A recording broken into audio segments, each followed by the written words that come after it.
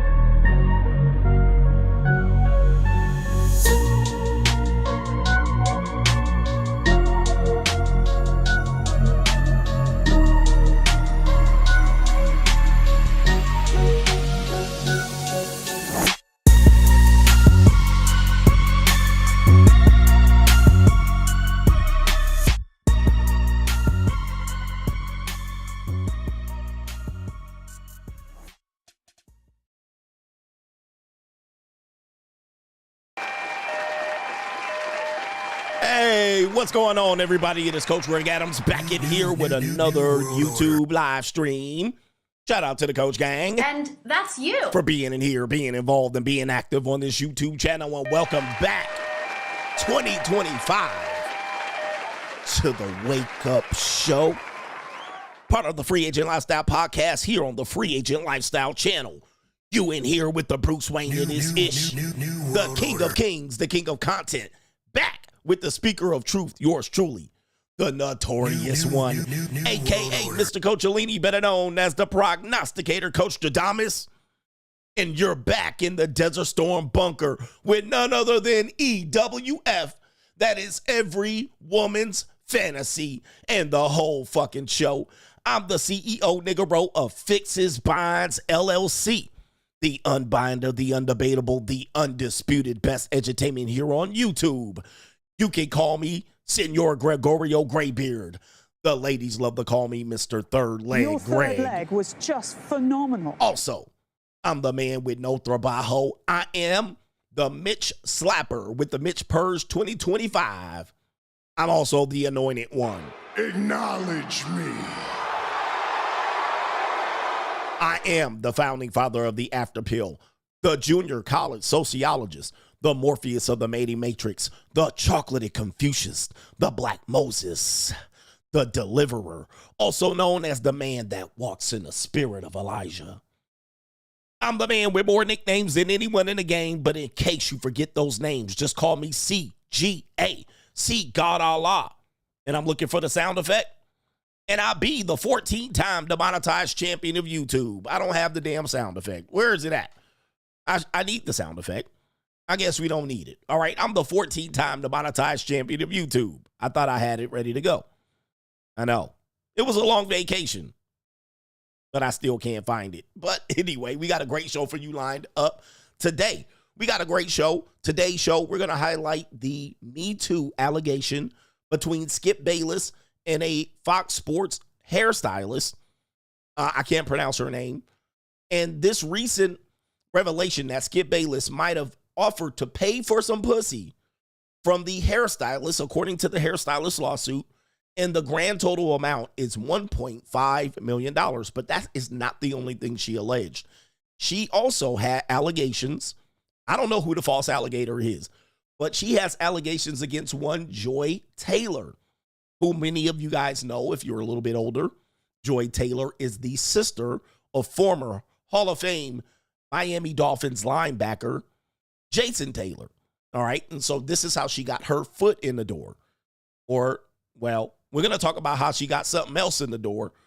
But apparently she got her foot in the door, and they're claiming she's a black woman. Of course, they're tragic mulattoes. Shout out to the tragic mulattoes of the world. Jason Taylor's sister, Jason Taylor's sister, Joy Taylor, Fox Sports News analyst and controversial dating coach advisor, apparently, according to the lawsuit, was sleeping around with top executives and members of the Fox Sports staff. And there's another caveat, as I'm going to explain to you what she was attempting to do when she was sleeping around. She was using that kitty cat, here, kitty cat. I looked at it as I have an ATM between my legs, and I'm just using it. All I got to do is put my card in. As I always tell you, put the PIN number. As I always tell you, they're always right dotting and plotting. Joy Taylor, allegedly, according to the lawsuit, she has yet to respond, out here thotting and plotting with her punani out there at Fox Sports News. When I start selling pussy, I don't want to hear it. When I start selling pussy, I don't want to hear nobody say shit. When you see me on the corner, bitch, mind your business. This one takes a worse twist, because it realizes it clears a lot of things up. You know, Coach, there's some good women out here, and not all women do this. When you boil everything down to the science of what I'm teaching you, all women can and are capable of doing this. Wait till you hear the extra caveat to that story. And if you guys don't know who Joy Taylor is, I'm going to mix their name up quite a bit. This is Joy Taylor on TikTok. Apparently, she married Jason Taylor's teammate. Apparently they're divorced now, but she married here's the white boy teammate. They were I guess on the same field together. But this is Joy Taylor. This is just a hint of I've been married and I've been engaged. Yes. And I guess we should just do this now. You will never know if I have a man or not. Maybe I have a man. Maybe I live with a man. Maybe I don't. Maybe I have 7 men. It doesn't matter. I will never be in a public relationship again. Same. I will never be in a public ever be in a public relationship again. So if you think that my opinion has no value because you think I'm single, that is a reflection of if you think that everything on the internet is real, first of all. And if the second, internet is real, you'll all have had a lot of men. I don't even know how I'm here with you right now. I how did you get this? Because every man, and I feel like I say this all the time, but it just doesn't click to people. Every man online that I have been pictured with, people say I'm in a relationship with. But there is no picture that exists online of the person that I actually am in a relationship with. None. Zero. Yeah. Who in these streets? Joy Taylor. Oh, my. All right, Joy Taylor, I got caught out here. In these streets. All right. Now, listen. Everything that we say about this woman today is going to be alleged, okay? And the allegations are true. Not the allegations are true, but the allegations of the allegations are true, because this isn't a lawsuit. I'm not saying it's true. All right, because there's a false alligator somewhere. All right, somewhere there's a false alligator. I don't know which one's the false alligator. Which one do we believe? Because first of all, to believe this, we got to believe that Skip Bayless was out here paying for pussy. I got money. To the tune of $1.5 million for an old, soggy Middle Eastern chick. I got money. I mean, there's just too much to even unpack in this one. But we also got Passport Bro. You know, anybody that travels and gets married is now a Passport Bro. Passport Bro brings his Filipino wife back to the United States, and she divorces Gotta him. get my bag and run. She skedaddles. Not a surprise there. All right. And we're going to have his story, his alleged story. But to contribute to today's show, $ the Notorious CGA on the Cash App. Venmo is back. And I'm going to acknowledge some sponsorships over on Venmo. But Venmo, we back, which is CoachGregAdams.tv. All right, Coach Greg Adams TV on Venmo. And PayPal is PayPal.me/Coach Greg Adams. And that is near the top of the description box on the Free Agent Lifestyle channel. And you can super chat by clicking the link on the top of the live chat on the Free Agent Lifestyle channel. All right, thank you for hanging in there with me. My voice is a little bit, it's going to come back. It's going to come back. Shout out to Fixes of Minds, which was 9 days ago with the co-sponsorship. And he says, shout out to the Coach Gang and enjoy the rest of your trip. Shout out to Suave Genius with a sponsorship. That was last week, but I couldn't read the Venmos. He says, happy holidays, Coach Alini. I'm leveling up like crazy directly because of your teachings. God bless you and the gang. Let's get rich in 2025. I'm rich, bitch. So I have to acknowledge those great individuals for supporting me while I was on vacation. Shout out to Preston, says, can we get a transitioning after divorce show? Well, divorce is in the air, so we should get a transitioning after divorce show. Big Bug Rio says, welcome back to the Desert Storm Bunker. We back. New world order. I got to find the main event sound effect. All right. I don't even know where it is. All right. I haven't been on the keyboards lately. Shout out to you. I'm back. Shout out to Corey, says, morning, coach. Shout out to you. Good morning to you, Corey. Welcome. And no government name. BA says, welcome back to the founder of the After Pill. The After Pill is going to take over in 2025. There ain't much red pill left. All right. It's been kind of strip mined. Is that called it strip mine? Where they go into mine and they strip it and everybody just skedaddles? I guess that's what they call it. All right. Hold on for a second. They want me to log in over here. What happened? All right. Don't mess me up early in the morning. Okay. What are we doing here?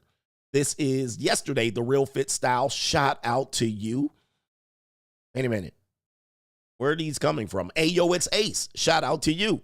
And shout out to our brother H every day. Says women must see men as objects, obstacles, and oppressors. Not that I care, but I'm aware that they are people walking around me who would let me fail and not offer a hand.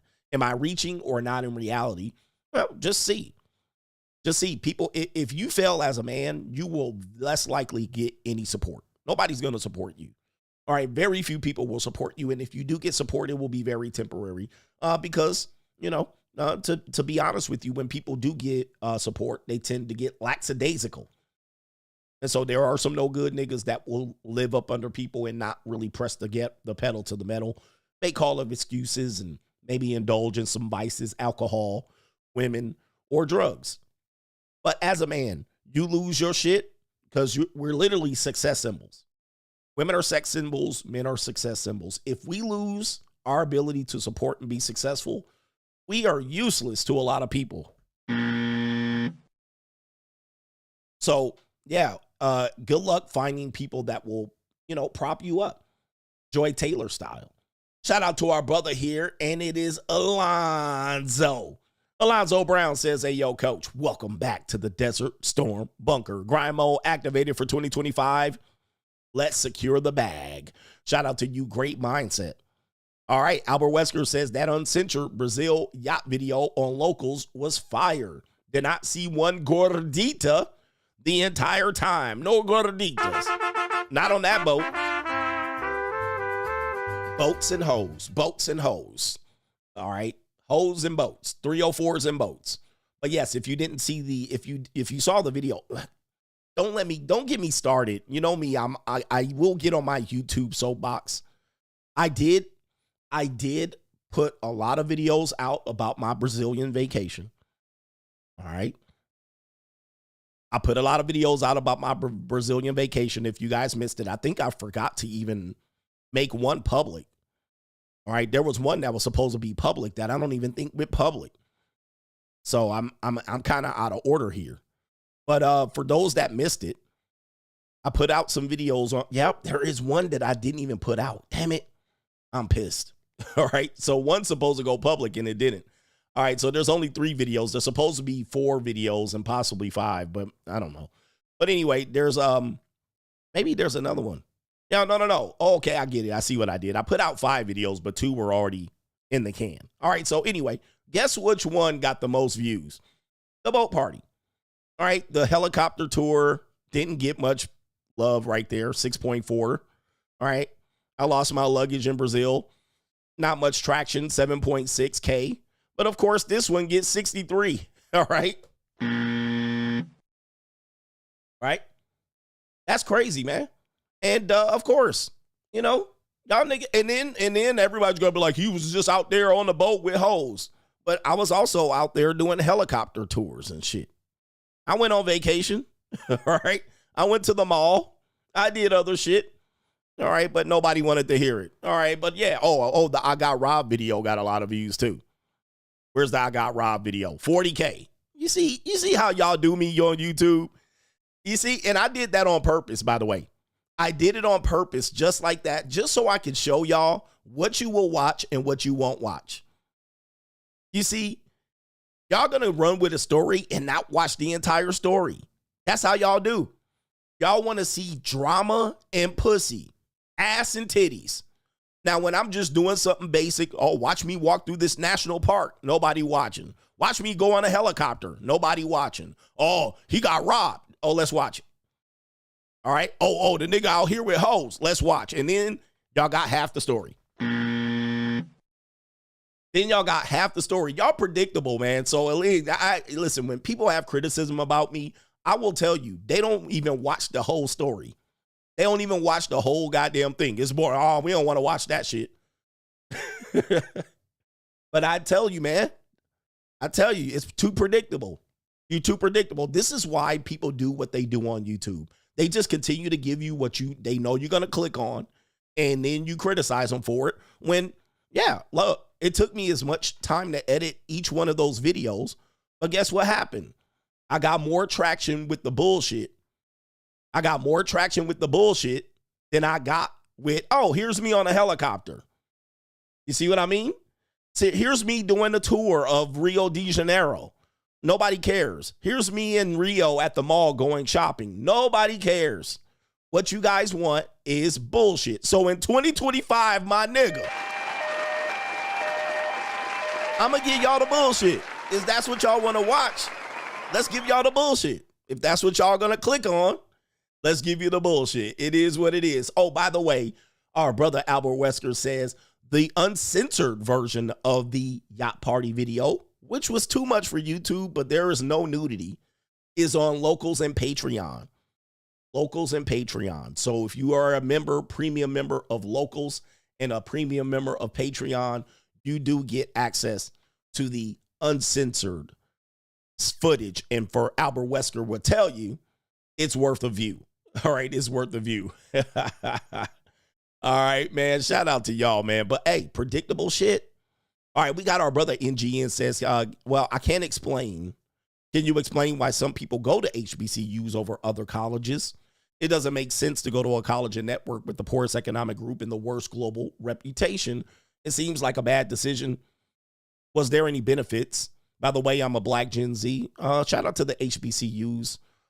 It harkens back to a time where people historically can say, hey, this was for us. Although I guess it was for you, but it was limited to you. You didn't have any other choice. But today we heard that Black HBCUs are 26% male. I mean, not many people are going to these institutions. And trust me, I've worked at an HBCU and they're ass backwards. All right. So anyway, it's more for a sense of, hey, this is ours. But, and they're almost overwhelmingly in the South. There's some in Ohio, but they're almost overwhelmingly in the South. So I guess, and you can walk into it like a junior college. You could just walk in and apply. You could have a 1.8 GPA in high school and walk right on to HBCU. All right. You don't even need to apply to the motherfucker. All right. You could just come in and just walk off the street. All right. But their acceptance rate's got to be at 99.8%. All right. But what are we doing here? All right. Why are we doing that on HBCUs? And he says, NGN, which group of women do you find more attractive on your vacation, the Brazilians or the Colombians? I see more Brazilian women, and it is a fact that, as I say this, please do not get me twisted here. In the demographic that matters, 18 to 30, the women in Brazil, 18 to 30, were less fat than American women. Now, it is a glaring difference. Not saying that there are no fat women in Brazil. There's tons of fat women there. But in the demographic that matters, 18 to 30, bar for bar, person to person, you're walking down Rio, Copacabana, Ipanema, and then you go somewhere, anywhere, Cleveland, Detroit, St. Louis, all right? You're going to see that demographic, 18 to 30, the women are slop-a-lops in the United States, comparatively and relatively to the young Brazilian women in that demographic. It ain't even close. It's not even close. All right, so there's that. All right, but there's a lot to even unpack on that, and I hope I have a chance either today or tonight. All right, but shout out to our brother, the anesthesia boss from New York. He says, you know, you don't miss. I've been following you for the last 5 years, and it's been nothing but ahead of the whole curve. I follow you closely, and you've been consistent. Here's some coffee. I appreciate you. I'm literally almost undefeated out here. There was something that came out yesterday that I talked about on Locals, and I am undefeated out here. Undefeated. You can't defeat my philosophy. By the way, you're not competing against me. You're competing against the world. You're just hoping that I'm wrong. The last one, V-Mad, says, welcome back, Coach. Coach Tribe, stand up. I'm ready to run back with you, Coach, like Pippen, dunking on Mitches. I'm sorry. I'm ready to run break with you. Oh, all right. Hit the wing. All right. Feel the wing. He says, Coach, like Pippen, dunking on Mitches. Let's get it. All glory to the Most High. P.S. Lemon, alkaline water, and green tea with ginger cubes. All right. I'm going to get my person to deal with that. By the way, what we're going to do is we used to have a segment called Melanin Monday, Gordita Tuesday. We had nothing on Wednesday, Ling Ling Thursday. All right. So we're going to give it a pause for now. All right, into 2025, and we'll come back and bring that segment back at another time. It was just so much going on, but there's so much story that we got to cover. So I'm going to get into the show right now and cover this part of the segment, which you guys will appreciate, and that is Doom and Gloom CGA is back. Let's go.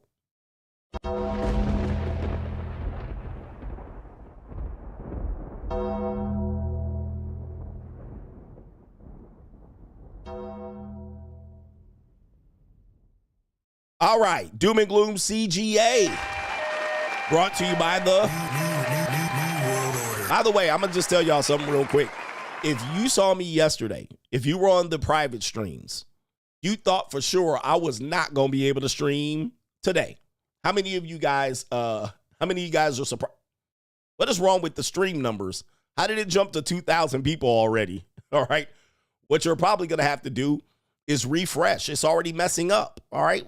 What's going on? All right. It's already messing up. All right. So you'll probably have to go refresh the stream. All of a sudden, there's 2,000 people in here. Refresh your browser. All right. Interesting. All right. But anyway, you guys found out. You watched me during the stream on Sunday, and you thought for sure I was not going to be able to stream today. All right, but it is what it is. All right, so refresh the stream. All right, I don't know what happened. What's going on with my stream? Anyway, Doom and Gloom CGA, brought to you by the New World Order. New World Order. All right. Anyway, refresh the screen. You guys can read the screen here. New World Order added early this morning. Apparently, Justin Trudeau. New World Order. All right, is that the Mother Castro's son? New World Order. Justin Trudeau, the latest, the Canadian Prime Minister, ready to resign as early as today over the Trump tariff row. We don't know what it's over, but apparently Justin Trudeau, a very unpopular figure in Canada. I think he's the 3-time elect, correct me if I'm wrong, Prime Minister with the chance to have 4 full terms, if I'm not mistaken. I don't know my Canadian politics. New World Order. But this clown needed to go a long time ago. Canada finally woke up. New World Order. Now, this is breaking news, so I'm pretty sure he has already jumped on the Al Gore's internet to resign. So if, people were assuming that he was going to resign, and he scheduled a press conference today. Probably already doing it, all right? But I'm actually going on to talk about it live today. Justin Trudeau was not popular at the end of his reign. We've been waiting for this.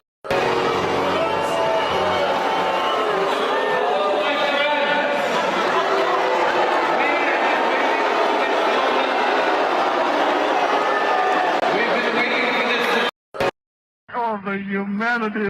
All right, Justin Trudeau's a big clown. I mean, I don't even know. He's a George Soros appointee, and definitely a descendant from classic Marxists. Not a surprise that he was able to take over and get the support that he needed. But now that Trump is in the office it was time. And Trump had that whole thing about Canada becoming a 51st state. All right, dissing Justin Trudeau. He sunned him right up in Canada, and Justin Trudeau had to do nothing but kiss his tail. All right. New world order. All right, but now he's ready to step down. Unpopular. The Canadians are very patient people, but they said time is up on him. And it says right there, pressure is growing on Canada's leader from within his Liberal Party over his handling of U.S. President-elect Donald Trump's proposed trade tariffs. And yeah, Donald Trump sunned him right there in front of everybody. But you know what else could he do? What else could Canada do? they're not gonna fight. Like Justin Trudeau was like, I'm gonna have to, bend over and take it. All right, I guess. Hey, yo, chill, son. Hey, yo. But, shout out to Canada for putting up with this. People don't realize a lot of the reason why he had electoral appeal was because of the way he looked. A lot of women were voting for him based on the way he looked. He looked the part. He's kind of like the young Gavin Newsom, where people don't know anything about the politics. They don't care. They were like, oh, he looks handsome. He looks cute. He smiles. He kisses babies. He shakes hands. Well, it is what it is. But now he was in there with Joe Biden. They was able to run roughshod over there, positioning themselves with the globalists. Now, Donald Trump's in the office, and they know Donald Trump ain't going to play. And Donald Trump went up there last week and sunned his ass. Well, it was about 2 weeks ago. And Donald Trump sunned him. And then they was like, you got to go. All right, you got to go, man. You ain't going to be able to do that. So anyway, shout out to everybody in Canada. Hopefully this is great news for you. He was definitely a tyrant. And I don't even know what his political leanings were. I know he was super duper libtard. But anyway, shout out to you. I don't know what that means for Canada. Are you going to become the 51st state? Shout out to Trump sunning him. I don't know. Do we have a picture of Trump and Trudeau? And this was like right before I left. So I'm not sure if I can see. Let me see where that image is. Oh, yeah. There's an image right there. Yeah, he went up there. New world order. All right, he went up there and sunned his ass. All right, and then put a tweet out saying, oh, good luck to our 51st state, Canada. Oh, my goodness. Just the humanity. Damn. Yeah, he was a known feminist. He was like a male feminist, that Trudeau guy. Definitely a tippy-toe walking ass ninja. All right, anyway. Sunned his ass. New world order. All right, anyway, 51st state. He probably broke his hand.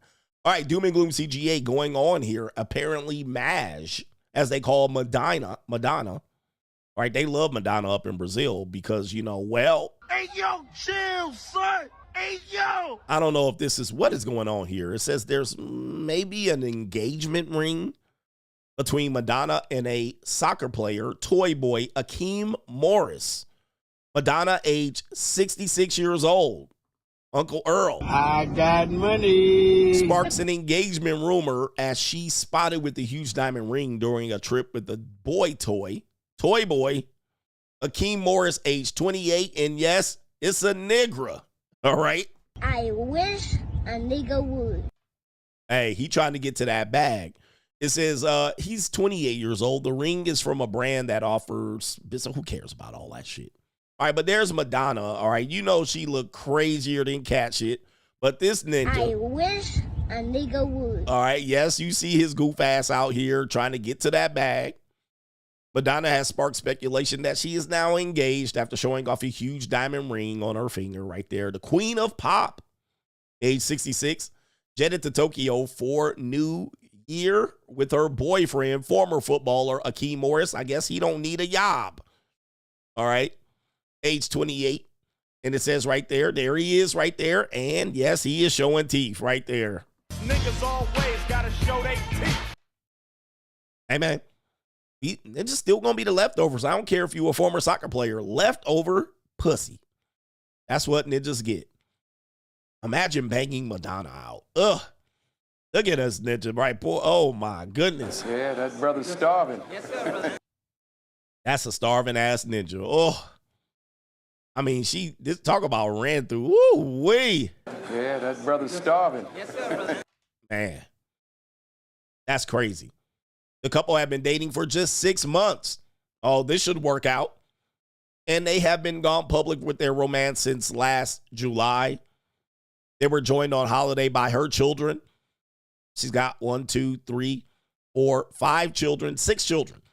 A source said Madonna is happier than she has been in a long time. Her romance with Hakeem has been a real whirlwind, but they are so in love. Oh, Jesus. Yeah, that brother's starving. Yes, sir, brother. She's not back from her trip, but her pals wouldn't be surprised if it really is an engagement ring. All right, there he is right there. She's been married how many times? 2 times, Sean Penn and Guy Ritchie. All right, and it says right there, getting married both times wasn't the best idea. All right, anyway, she met the Jamaican-born, Jamaican-ass ninja.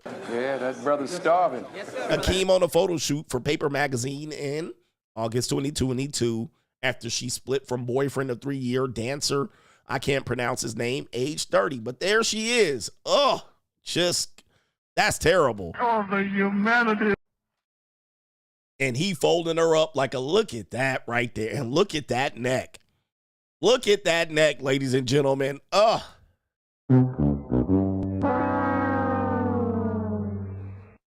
man. He digging that out. Jamaican ninjas taking an L early this morning. You know you Jamaican ninjas are some nasty boys. I'm going to tell you, man. Oh, that's nasty. You see that neck? Ugh. All right, that's Doom and Gloom CGA.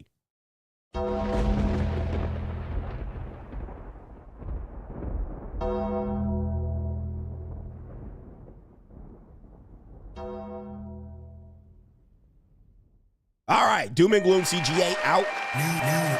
Justin Trudeau out. We got Straggle and Sniggle coming up. Do me a favor, hit the like button. I got to catch up on the pay pizzles, on the PayPals. Thanks for hitting me up on the PayPals. Hitting me up.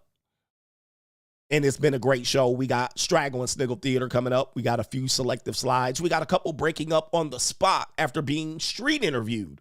We got that with the Desirable Truth. So that should be a great part of the show. We got Sizzle early in the morning. Shout out to you, Morning Coach. He says, yeah, mob, just popping in to show love. I'm looking forward to the future Las Vegas meetup. I hope you save me a spot on the VIP list. Shout out to you. Yes, man. The major contributors will have a spot. Shout out to Kalen. And he says, what's up, Coach? So we already have an early candidate for the 2025 Thought of the Year award in Joy Taylor. I can't be surprised. She's the same one who said that men should have female friends. These women in sports media love to thought around. Oh, my goodness. Yeah, they're going to take some L's today. And shout out to Rachel Nichols. Where you been? All right, Rachel Nichols, rumors. Look at all these rumors. All right, this is not going to be good. No government name says, if someone asks me, what is my excuse or reason that I'm not married nor a dad, I say that I don't need a reason. The free agent lifestyle is the only way. I don't need a reason. Of course, when you escape that, man, they tell you, man, they be grasping hard at trying to grab you back in. Shout out to our brother here, Roderick Miller. He says, Happy New Year's, tithes and offerings. Memphis represent, and that's a triple decker right here. Shout out to you. I'm rich, bitch. A triple home run. I'm rich, bitch. I'm rich, bitch. Shout out to Roderick Miller in here lighting up the scoreboard from way downtown on the Cash App. Bang. All right, shout out to you, brother. Appreciate you. Roderick Miller says, Happy New Year. We got in here, man. This has been a great New Year so far. Indeed. Khalid Cooper out in Brazil says, salute. I didn't get to get over to where you were in Brazil, but I appreciate you, brother man. Brother man, not the other man. Thank you, sir. We are here again. And I'm checking up on Venmo to see if there's anybody that need to be acknowledged early this morning. And there is. Shout out to Macaroni Tony. Absolute chaos broke loose while you were away. Free agents backsliding. The World Wrestling Federation using the term flatback and more. Oh, no. Really, WWE? Well, I use a lot of y'all sound effects, so I guess I can donate over there. Flatback. Man, I'm a man of the culture here. I wonder if Urban Dictionary has caught up to flatback there. Let me see here. And gave me credit. Let me see if I can see if it caught up with flatback. All right. It is in there, but it's not in my tense. All right. It's not for me. Okay. I see what it is. All right. It's in the pimp terminology. All right. So anyway, interesting. But shout out to the ninjas with simping here. Shout out to Miles Monroe says, crickets on YouTube without you, coach. Had me rewatching old TV shows. Shout out to you. Who survived without me streaming two times, all right, a day? Were you able to survive? Was there enough on YouTube? All right, were people able to make content without me? All right, shout out to our brother here. Nick Morales says, finally read The Free Agent Lifestyle. 2025 is going to be about mind, body, and spirit. Solo outings and self-care are going to be the priority this year. Cheers to you, coach. Shout out to you. The Free Agent Lifestyle book is a must read. It's a must read. We want to get men in the position to get their mind right and prioritize the right things in 2025. All right. Shout out to our brother Dockside Foundation. Happy Monday, coach. Here is a latte on moi. Glad to see you back home safe. I know the main event will go crazy. Skip Bayless is a dirty Mac. He says, say it ain't so. I'd still fold up Joy Taylor and hit that bottom. Shout out to you in the Trae Gang game. I guess if you had position in the world, Trae, she would let you blow that back out. Joy Taylor is mahi. Say it ain't so. Say it ain't so. I say it is so. H Everyday says, shout out to Skip. He out here on these hoes. Money and status is all it takes to bag these level ups. And in that industry, the women are constantly trying to level up. Level up, level up, level up. And he says, absolutely right, coach. I went to community college and a full year at a HBCU before someone even asked for a high school transcript. I told them I paid you already. I didn't have a GED then. 13 years as a nurse. College is a joke. Yeah, the admissions process for HBCUs is in the toilet. Like it's not a good indictment. It's not a good place. And I'm going to tell you, there's a lot of HBCUs, so I don't speak for all of them. But I worked at one of the premier ones, like the ones that is nationally recognized, and it was in the toilet. Like the admissions process, that old tire and registration I'm pretty sure they've gotten better since then.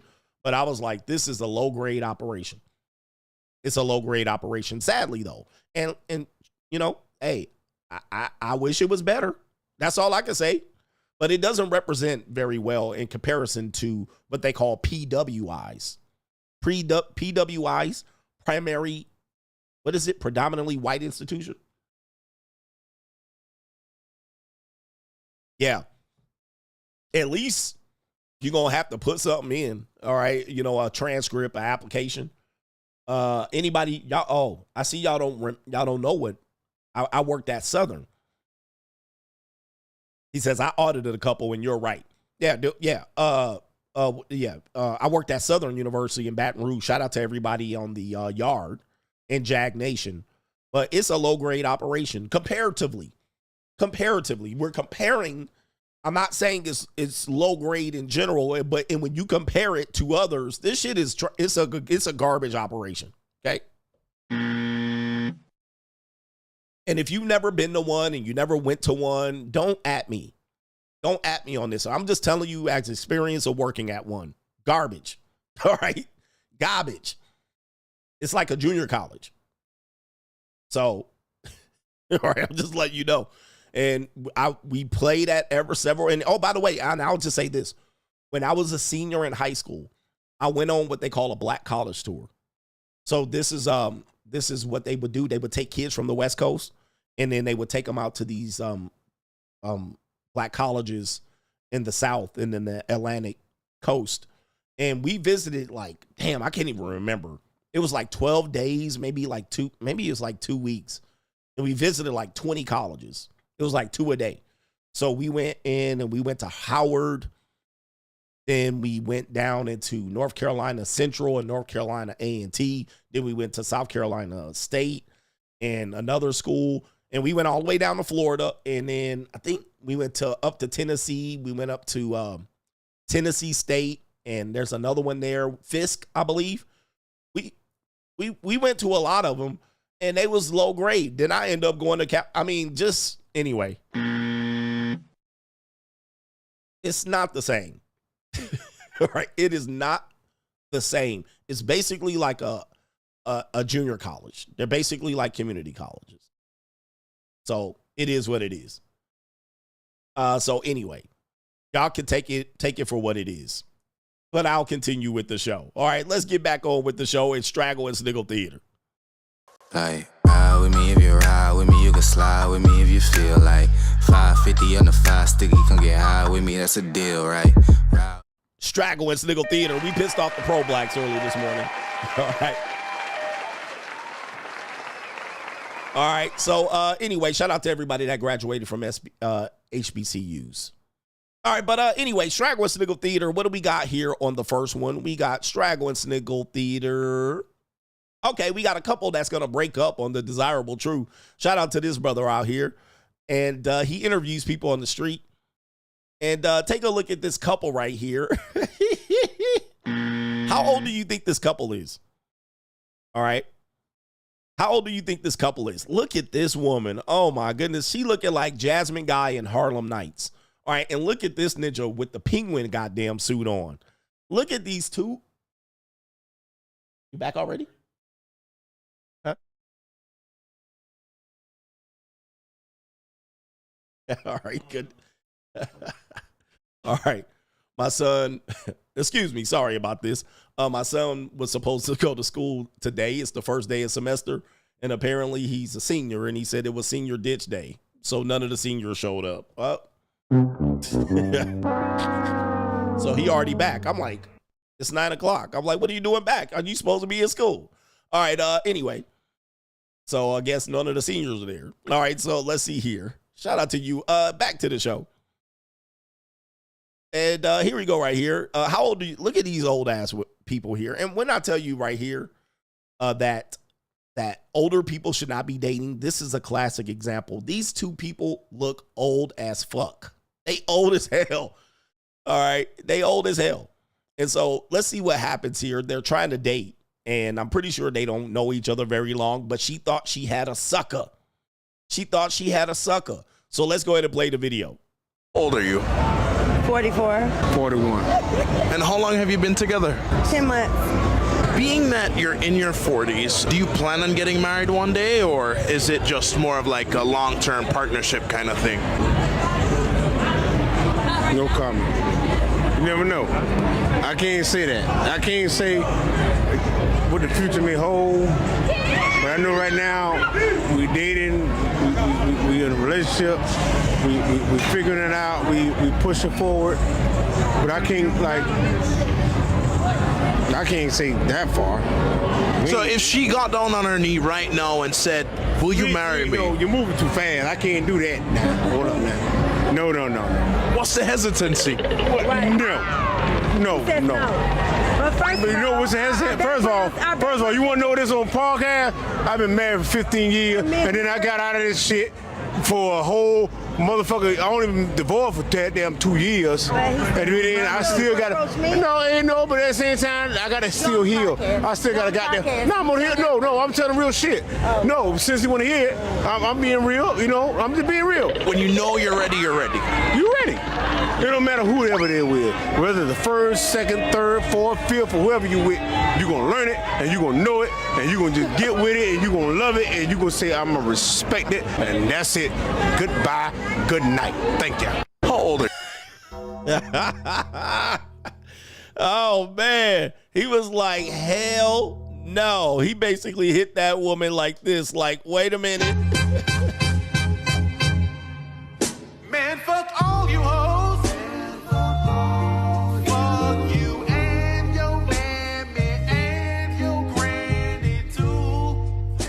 Hey, she thought she had a sucker MC, but the ninja had a little drink in him. He got that E&J in him, and he started just, yeah, man. You know, y'all got relatives like that. They get that liquor in them, and they start rambling. And she had the skedaddle. Look at her. She's sitting up there. I got me a sucker MC, and look at them flapjacks on her chest. Look, anyway, let me stop shaming her. Look at that soggy. Ooh, wee. The Songmeister got them flapjacks. She done put out 6 babies. And he said, I ain't been healed yet. I only been divorced but for 2 years. But you know what? He's right. I always tell you, when you get divorced, you've been married for 15 years, he said. You get divorced 2 years, you ain't been healed yet. Stay single for 5 years so you can heal. And then go back to see if you're, get your finances in order. See if you're interested in marriage. But what'll happen is when you get divorced, you'll get remarried to try to fix the past mistake. But she's a predator. She's preying on him, his vulnerability, his unhealed, his trauma. And she's preying on him, trying to get him across, all right, to the marriage finish line. But as you can see, she don't have no stick-wittedness. So she bouncing on him. She already knew this, but now she been put out on Front Street. And these old ass people, I think they said they're in their 40s. Give me a break. He don't want to get married, but she's like, trust me, baby, I'll be the one. I wouldn't do that. And she's preying on him just to try to get the ring. But she's also leading him. And she's misleading him. So let's play the clip again and break it down just so you can see it. Are you? 44. 41. She lying her ass off. 44 my ass. 41. They both look older for their age. She talking about some 44. Bitch, you close to 49, 50. All right, with that old ass dress on. She got that shit in the back of the closet. And look at my man's clothes. Look, what the fuck? What does they dress like out here? All right, anyway. And how long have you been together? 10 months. 10 months. So she been throwing that single mama punani on him. Being that you're in your 40s, do you plan on getting married one day, or is it just more of like a long-term partnership kind of thing? So she gonna take I'll let him speak on it. But look, she looking out the corner of his eye. Corner of her eye. Yeah, there it is. You say it. All right. And he ended it. Shout out to him. No comment. You never know. I can't say that. I can't say what the future may hold. But I know right now we dating, we in a relationship, we figuring it out, we pushing forward. But I can't he don't want to do it. He don't want to do it. He just smashing these soggy cheeks. They do look like Ike and Tina and shit. Like, what the hell? I can't say that far. So if she got down on her knee right now and said, yeah, look, ma'am, you already wasting your time out here. Don't act like, look, 10 months. It's only been 10 months. What's the rush? You're already 49. You marry me. You're moving too fast. I can't do that now. Hold up now. Hold up now. Hey, anytime old heads say nah, as now, hold up now. You already know they dug a hole. He trying to get out. Hold on now. No.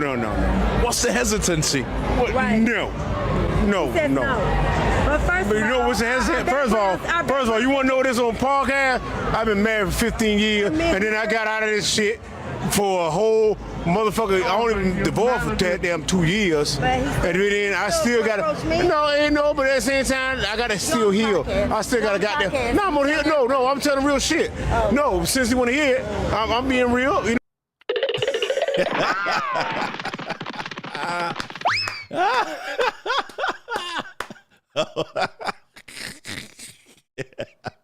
And look at her, man.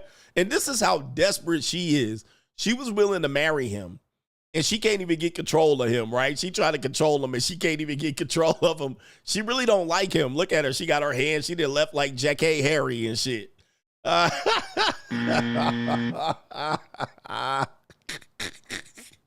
She got him out of there. Oh, my goodness. She just trying to play him for the wedding. Oh, my goodness. Oh, my goodness. Men, don't fall for that shit. He woke up, man. Shout out to him, man. Goodness gracious.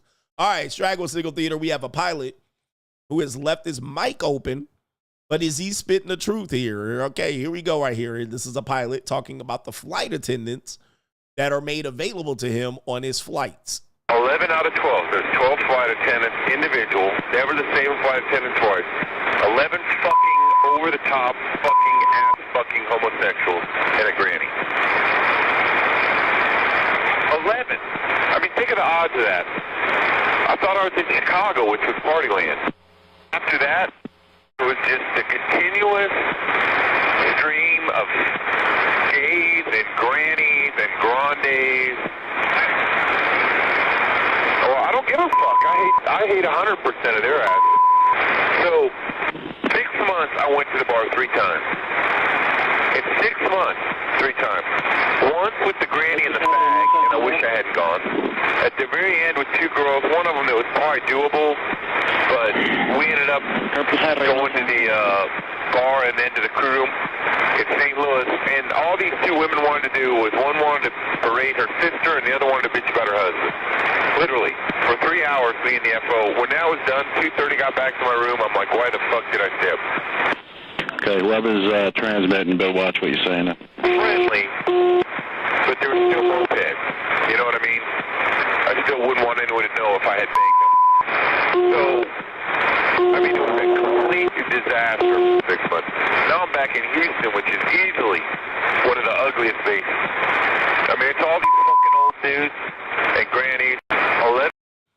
Hey, yo, chill, son. Hey, yo. All right, apparently this was transmitted June 22nd, 2011. A Southwest pilot flying from Austin to San Diego was suspended by the airline when his mic accidentally got stuck transmitting a lengthy discussion of pilot life on the control tower radio frequency. Other pilots and air traffic controllers were unable to use the frequency during the incident because they were getting blocked by Southwest pilot right there. Shout out to him spitting the truth out here. He ain't told one lie yet out here.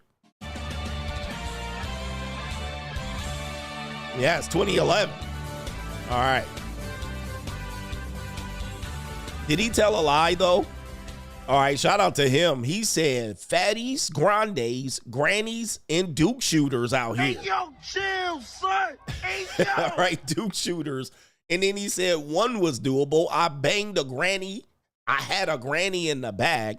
Just imagine, you know, you became a pilot. You went to the Air Force. You learned how to fly commercial. And now you was just primed and ready to have you some flatback Supremes and some Ling Lings. And you stuck with some obese grandes. And some Duke shooting ass. He said, hey, yo, flaming. Chill, well, he hey, didn't say yo. flaming. He said something, what he said right there. But he said what he said. And the funny thing was, the control tower dude was listening. He was like, and then at the end, he was like, yeah, watch out. Be careful. You're transmitting. All right. He don't give a fuck. He probably was drunk too. But he said he went down to, if you guys don't know pilot and flight attendant life, what they do is when they check in the hotel and they go to the bar. That's what they do. They go right to the hotel bar and they party, having a party, and they hook up, right? They hook up. So that's what they do. Trust me, I know a flight attendant and I hung around them. They are freaks. And they be in the orgies, and yes, the married ones too. They be in the orgies and trains. Yes, they be out there and they be eating that cat. Did you eat that cat? So imagine you went to the Air Force, you all tall, dark, and handsome, you flying planes, and you ready to get calico back at the hotel, and you like, ain't nothing but Duke shooters and grannies and shit, and they all, chummy with each other. And he's like, damn, I'm pissed. 7 out of 12. There's 12 flight attendants, individual, never the same flight attendant twice. 11 fucking over-the-top fucking ass fucking homosexuals and a granny. Jesus. Oh, the humanity. He says 11 over the top. Oh, my goodness. Pray for the man. Pray to the man. And hopefully somebody hired him because he was spitting the truth. But pray for him. He down bad. All right, we got Straggle and Sniggle Theater. We have this woman here, a Brickle. Oh, there's Brickle. This woman is going to say men that use Instagram are red flags. Okay, so here we go. I just shortened it up, but here she is. I hate to break it to you, but I've got to be the one to say it. The guy with the aesthetic Instagram is never going to provide for you. Like, I don't think there's anything that cringes me out more than picturing a guy, not a man, a guy, scrolling through like 30 pictures just to find the one that he looks best in. Oh, and then like turning the exposure down to make it aesthetic.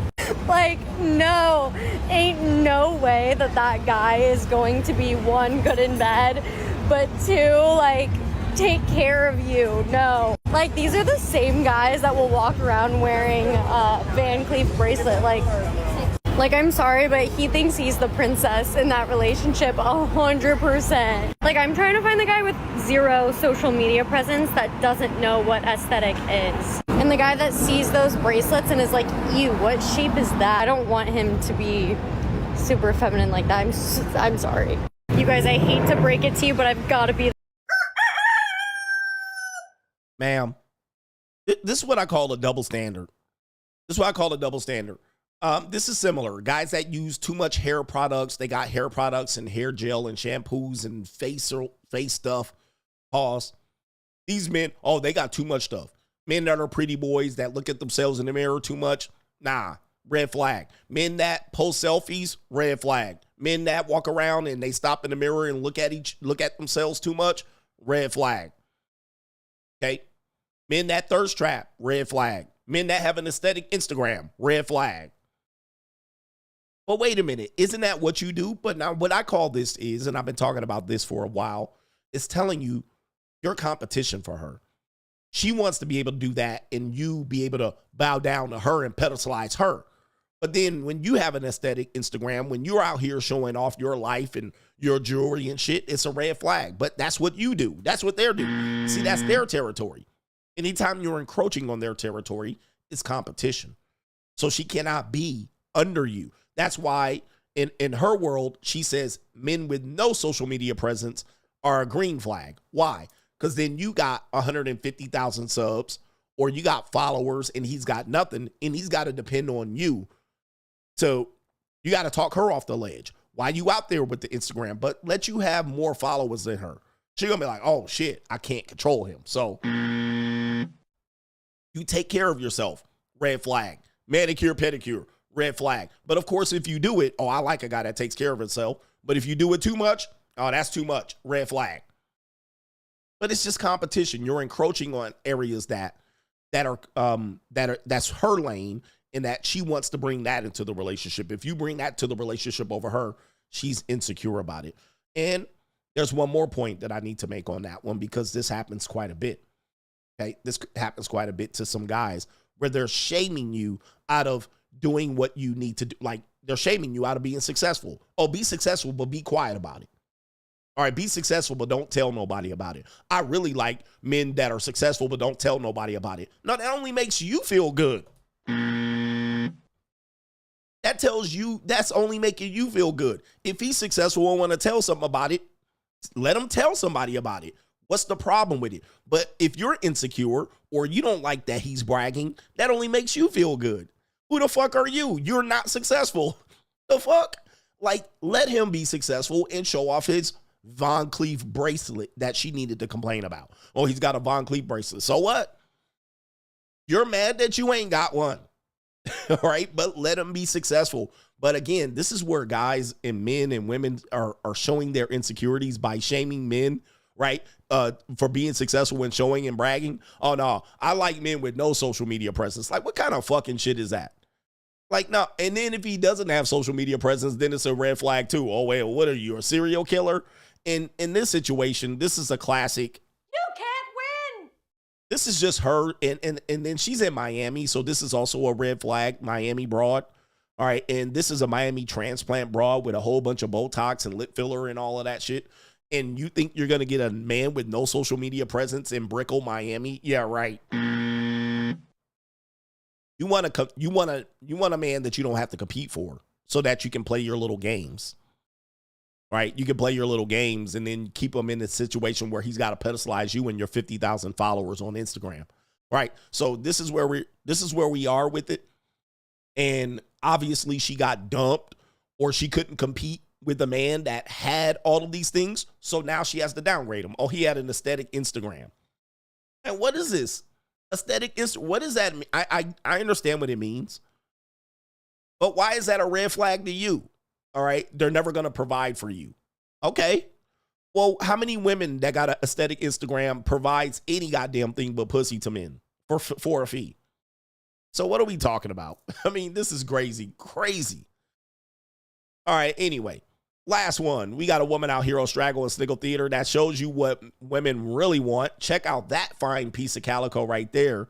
And as we told you, Coach, they want to get dominated out here. Take a look at this. This is her boyfriend. You guys all say, oh, yes, indeed. Get that neck. I like to get dominated. Yes, indeed. I like to get dominated. Yes, indeed. I like to get dominated. Yes, indeed. These new women out here, they love to get choked, man. They love. I like to get dominated. Yes. I like to. Choked, whooped, spanked, told what to do. I need a man to take charge and let me just, be goofy. Yeah, get that neck. All right. Anytime, just going to get that neck, man. But just make sure she don't press charges afterwards. There's a way to get that neck. All right, but these new women, they're telling you what they like right there. They like, they were doing the heart connection thing. I don't know if you guys know what they're doing. He was going to do the heart completion, and now she put it right there. I like to get dominated. Don't put no choke marks on it. Yeah, don't put no bruises on it. There's a way to do it. There's no bruising on this at all. I mean, some women don't like to get choked out. And I like to get dominated. Yeah, where the women with the neck at? Okay, yeah, I thought that was a two-hander for me. Yeah, shout out to I like to get dominated. Yes, indeed. They do like to get. Hey, man, it don't matter if they are a porn star or not. They all like to. They out here. I like to get dominated. Yes, indeed, they do. Where the ladies at? Tell them, ladies. All right, tell them, ladies. Anyway, I think that's Straggle and Sniggle Theater for the day. Like, ride with me if you ride with me, you can slide with me if you feel like 550 on the 5 sticky, come get high with me, that's a deal, right? Straggle and Sniggle, so far so good. I'm doing good, I'm feeling good. It's tough out here. Speaking of charges, we got charges coming up here. It's crazy charges. But Deshaun Rhodes is back. He says, CGA back in the building. Glad to see you back in the Desert Storm bunker. Not on vacation on yachts. With those young, tempting Brazilian flatbacks bragging and shit. LOL. He says, but for real, all inspiring. Coach. He says, anyway, as always, looking forward to the show. Shout out to Deshaun Rhodes. I'm back. Monoconsciousness. The monoconscious says, shout out to the coach gang. Was at my overnight warehouse job, catching up to old streams. Don't miss this info, gentlemen. The info is still relevant out here. Bill Free Media. I'm pretty sure Madonna's neck can deflect 50 caliber rounds with ease. Yuck. I don't want to get that Madonna's neck out there. I like to get dominated. He says, much love to the coach and the coach gang. When you guys do facelifts, shout out to my plastic surgeons. But when they do facelifts, they gotta make an incision in these areas to make that skin flatten out. And that's the old school way. So a lot of women that get their faces lifted, they gotta put that excess somewhere right there. And a lot of times it's behind a wig or some behind a hair transplant, a hair right here. So they'll have it behind their hair.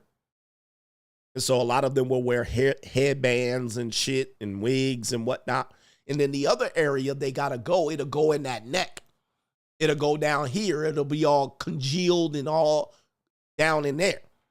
All right. Because you got to pull that shit somewhere. And they got to be all in that neck.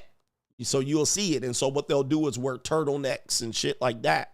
And so they'll be right here. You'll be like, she looks fabulous for 65. All right, but she'll have a headband on and a turtleneck, especially white women. White women bad with this one. I lived in areas. I lived in the plastic surgeon capital of the world, one of them, and I used to see this shit all the time. They be wearing turtlenecks and they'll be wearing scarves and shit. They'll wear the scarf with the fucking, you know what I'm talking about. All right, and it'd be like, ooh, and I see it now. I'll be like, oh hell no, she got the stretched out. Yeah, she got the stretch out, but her face look good. Boy, you take them clothes off, you gonna be you gonna be humiliated. Yep, they put that ascot on, and she got a shawl on, or an ascot, or she got a turtleneck, or she got it should be. You get that old white woman home and you be looking at that ronkled up. You be like, oh, look at this ronkled up. Implants from 22 years ago. You like, damn. All right, it's a disgrace. All right, so don't listen. I've seen a little bit too much on the dark side. I've been too much on the dark side, Ninja. I don't need a break though. I've seen too much. We're gonna tell you this in a minute. Shout out to Kevin W. Says last night's money mindset was gold. On a side note, are you gonna do a vlog at CES? He says you could find some potential partners there. Is it this weekend? Let me see here. CES Las Vegas. It is. It's going on now. Okay, it's going on. Okay. I might be able to go Friday. I'm back at work, though. You know, I get it, man. That would have been good to do it. Maybe I can. I don't know. All right. Anyway, that would have been good. Shout out to you. Get some tech in there. Let's see here. We also have some other brothers that I need to acknowledge here. It is West says, how can you trust a woman that interviews naked men in a locker room? Yeah. Oh, gosh. That is a whole loaded question. Indeed. She was like, I'm a professional. Esteban Leon says, showing love 2025 is about to be insane. A lot in the works. Thank you for being the voice of reason. Side note, I met Joy Taylor last year at the beach. Believe it or not, she was very nice. Very nice. Anyway, Karma got her. So much for the Me Too movement. We're going to talk about that. That's a sponsorship. I'm rich, bitch. Shout out to you. No government name says, speaking of the terms Dirty Mac and tricking on Melanin Monday, can you explain the origin of pimping and why Black Bama's cling to it with pride? I've seen your show on the history of pimp culture and PUAs, but you never explain that. Well, I can't explain it now, but that would be a whole different show. All right, because that would take way too long. Maybe we'll make that a different show. And he says, wait a minute. All right, shout out to our brother Agent Machine says, my investment portfolio woke up and chose violence today. Portfolio crossed the $250,000 mark. He says, debt-free, PP in hand, appreciate, wait a minute, hold for a second. Appropriate funds, liquid, and still working my tail off. I was listening to your blue chips since 2018. Steady application is the only way, and it is the long way. Shout out to you, man. It is the long way. Shout out to Miles says, I'll put this message in 2 super chats, but coach, I heard an interesting take recently concerning one of the reasons why women push so hard for feminism. One of the reasons that women wanted to smash Chad and Tyrone freely without consequences, specifically the 3s, 4s, and 5s. But then he adds, now since they make their own money, they can do that. It's crazy because I see severely overweight women at my apartment that happily walk around with her son. That validation from Chad and Tyrone means a lot. Average to below average men don't make the cut anymore. This is true. This is overwhelmingly true, and this is why people are concerned about the dating marketplace. So this is also where the birth control pill came in, and also hookup culture. So women like to blame men for hookup culture, but we also know that most men did not participate in hookup culture. So most women did participate in hookup culture. This also explains the fat acceptance movement, where it was only women that were fat that were accepted. By who? The top tier men. So women did not want to be accepted by lower tier men. That was not a problem with them. They wanted to be accepted and compete for top tier men. And so once they got access to them, now they got access to it. So, but it hasn't worked out for them in terms of relationships. But I don't know if they really need the relationship from a top tier guy. So this is where some of the things have been happening. Feminism, birth control pill, hookup culture, and then the fat acceptance movements are all examples of where women use that to get access to top tier men. It wasn't the bottom tier men that they were looking for.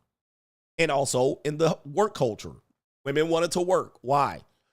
Not for their own careers, But in Joy Taylor's case, to get access to top tier men. This is where it's at. Last one, Harem King. Hey, coach, what are your thoughts on space? Would you like to be the first ninja on the moon, Mars, or space? He says the CGA inflation is ridiculous. A super chat was $2. Now it's $5. He says, thankfully, we have the pay later option. Now ninjas can just pay 2 pennies a day. Amazing. Really? I didn't know you could do that. I didn't know you can do that. All right. Shout out to Dotto, says, home sweet home. Welcome back in all of his glory. Shout out to you, to the coach gang. I Need Money says, Enjoy was just talking about how hard she worked. Shaking my damn head. If you were on the local stream, we talked about language, how hard women work for something. It means something different than what we think. It means something different than what we think. Even your mother has said this, and now you got to question what your mother meant. I worked so hard. I gave up so much. They'll say this in a relationship that they'll break up or they'll go to a breaking point. I showed you this on Locals, and I showed you this, a woman saying this in the video, if you know what video. But when they say I work so hard for something, they're telling you coded that they had to do things that they now regret in hindsight. So they exposed themselves a little too much. They had to sell a couple more pussies, right? They had to sleep their way up. They had to sleep. So that's what that means. I gave up so much. That means pussy. Like, I gave up my body. I let him do things to my body. This is when a woman says like that, she breaks up with her boyfriend, and the boyfriend like, yeah, get ready. And she'll say, I did so much for him. And you're like, what? What did you do for him? What could you possibly have done? And then she'll be like, I bought him things and I paid off 2 of his child support arrears. And you're like, but that's not that much. What she means is she did so much. She gave up so much of her body.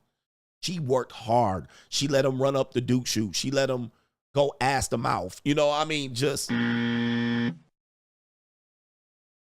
that's what they mean when they say these things. They had to sleep with the manager. They had to possibly do some what's that ninja name? Harvey Weinstein. That's what that means, is coded language. They had to go on dates with guys. They had to sleep with a guy that's what they mean.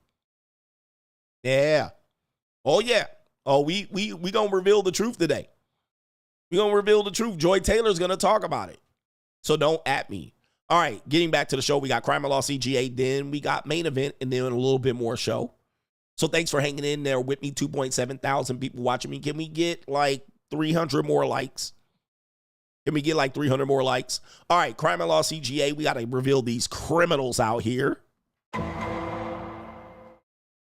Crime and Law CGA up. We got a story. Speaking of old white women, this nasty boy right here on your screen. Oh, that's nasty. 14-year-old boy pleads guilty to sexually assaulting a 91-year-old neighbor. Hey, yo, chill, son. Hey, yo. Who thought he was a good boy because he often came over to talk to her. Oh, my goodness. Jeez Louise. Oh, my God. There he is right there. And he does look older than 14. That's a full head of hair there, sir. That's some nasty ass shit. Oh, that's nasty. A 14-year-old boy has pleaded guilty for sexually assaulting a 91-year-old woman. Yeah, that brother's starving. Yes, sir, brother. Jesse Stone, who was charged with sexually assault and burglary, entered the plea on Thursday. This is November 7th. According to the court records, Stone was arrested in June after the woman called police to report that she was sexually assaulted in her Florida home near the town of Reddick. Not sure what part of Florida this is. Deputies say the woman awoke around midnight on Sunday, June 9th, to find Stone sneaking through her house, according to the Marion County Sheriff's Office. In a cruel act of violence, she was beaten and sexually battered by the suspect, the press release states. In the days following the attack, police say they spoke to the 14-year-old who told them that a neighbor captured a video of a person wearing a dark t-shirt, shorts, jogging in the area the night before, per the Ocala Star banner, cites a police report. Though the teen denied it was him in the video, a detective noted that he was wearing similar clothes to the person in the footage. Stone was later identified through the collection of DNA evidence. Yeah, that brother's starving. Yes, sir. And according to the release from the sheriff's office, Stone confessed to the attack, telling investigators he entered the house through the living room door and had watched Prawn on her iPad, according to the Star banner, citing the police report. The woman said she had spoken to the teen in the past and considered him a good boy. The police report added for the Star banner, give this ninja the nasty boy. Oh, that's nasty. Yeah, that brother's starving. Yes, sir.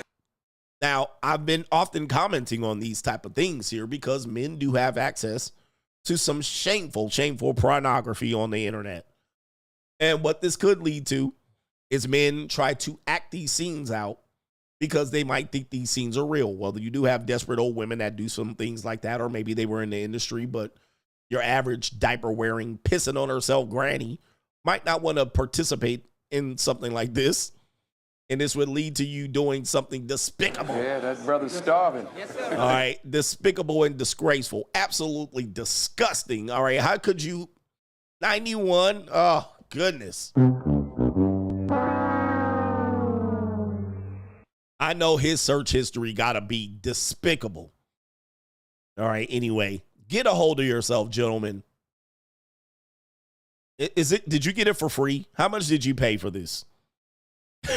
My goodness gracious. Crime and Law CGA. YouTuber by the name of Corey Pritchett Jr., accused of threatening kidnapping women in Houston before fleeing to Qatar. By the way, the flight person right here in the video said Houston had the worst women in their, whatever they call it, their place that they hold people. But now we have Corey Pritchett on the run from the FBI. New world order. There he is. How many subscribers does he have? 1 million. Shout out to him.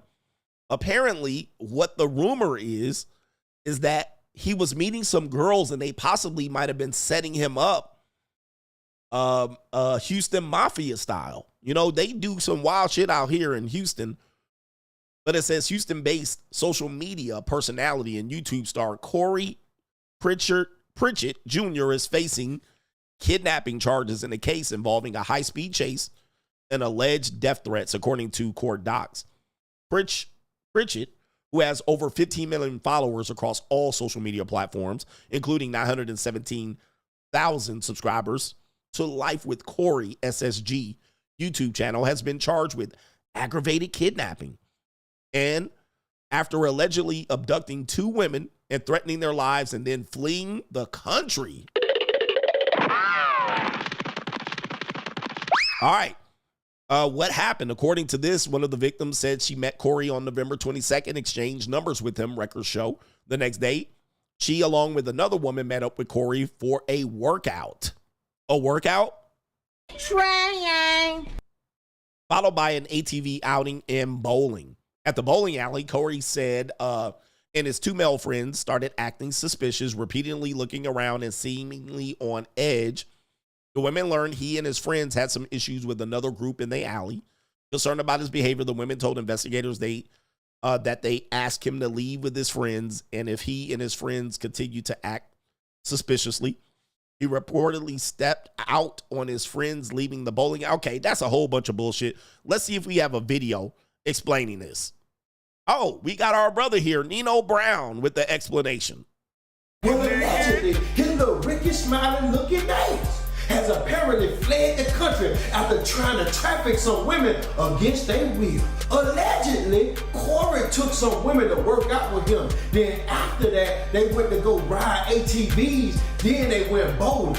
Well, apparently, at the bowling alley, Corey and his crew got into a dispute with some men that pulled up at another lane sitting right next to him. They get into it while they bowling. So that's when Corey pulled off and left the women at the goddamn bowling alley because he was trying to take cover.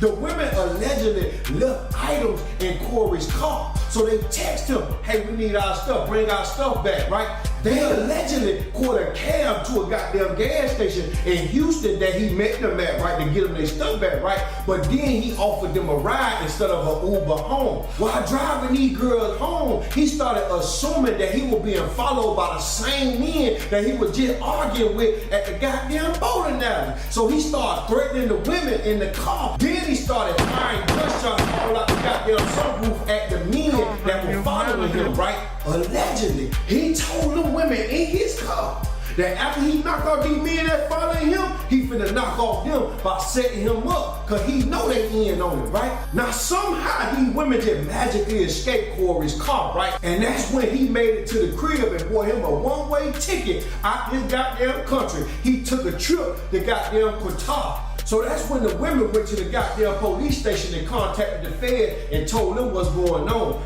Now, the FBI looking for Corey Pitcher Jr. Right now, they got his picture all on the light pole everywhere, trying to locate him and extradite him back to Houston so he can face the charges. Now, I believe that these women set up Corey and he peeped game, so he snapped on them, right? I think that this is a double-edged sword, this is a double-edged door, right? Where the women in the car was either planning to get Corey locked up by 12 or shot up by the men at that goddamn bowling alley that they call. All right, so you get it right there. Shout out to Nino Brown, legendary. All right. Nino Brown explaining it. I was going to read it, but Nino Brown covered pretty much everything. Apparently, he's in Qatar, and he's got some new baddies out there. But apparently, Nino Brown even agrees that it could have been some Houston Mafia activity where these Houston Straggles, these Houston 10s, set up this YouTube star to get robbed. And, of course, you know, people, I did a little bit of research on this guy. I don't know too much about him, but I know they're involved in a lot of niggatry. All right, apparently he's supposed to be a gangster, mob ties, and apparently they're saying he's a wankster. His ex-girl talking shit about him on the internet. And so even Nino Brown got an ear to the street saying these skeezers definitely tried to set him up for the skitty pop and he peeped game. But now they're trying to allege that they were kidnapped. That they were kidnapped when, you know, apparently, I don't even know, man. But again, this is YouTube shit. This is YouTube shit. So shout out to him and exposing this. But this does tell you, just take a look at my brother. He got all kind of Hellcats and Dodge Challengers and whatnot. He definitely out here, you know, showing the Southern style of things. Where's he from? Excuse me. But yeah, man, I'm gonna tell you, man, this is sad. Even though when you make it in this game and you get the status, you will get predatory women out here. And you will get predatory women working with pookies, and you think they're with you because they like you. Well, and you're not gonna pay. Well, apparently they knew what time it was, and he didn't know, but he apparently learned soon enough. But again, if he's on the run from the feds, that's going to create another problem because when he comes back, he's got to answer to these charges. This is crazy. He's from Alabama. He's from Alabama. So he's got to clear that up when he comes back here to the United States because he could never come back. I hope he enjoys his life over in Qatar. Apparently, there is some footage of him enjoying his life over there. So let me see if I can pull him up here. Yeah, he's legitimately over there. But listen, this ain't just no situation with girls. I ain't even trying to tell y'all. This situation here is that the mob tied them. They tried to use these girls to set me up. This nigga and mob tied them. They tried to use these girls to set me up. Oh no, that's terrible. So if you guys don't know, for the white people in the group here, he's suggesting mob ties. Who I didn't say it, but mob ties famously known for the last controversy they were in was the shooting and the deletion of rapper Takeoff. And Jay Prince is basically the boss, the main boss of it, but I'm pretty sure he wasn't under this, but he does have a son that is underneath him as a possible underboss. And if you know anything about this connection, saying that these were some mob ties, cartello skeezers. Essentially, when you're dealing with the tens in Houston's, you got to deal with them mob ties. All right. So this is the thing about when you're dealing with attractive women and they're straggles or attractive women from certain areas. They're already connected. They're already in too deep.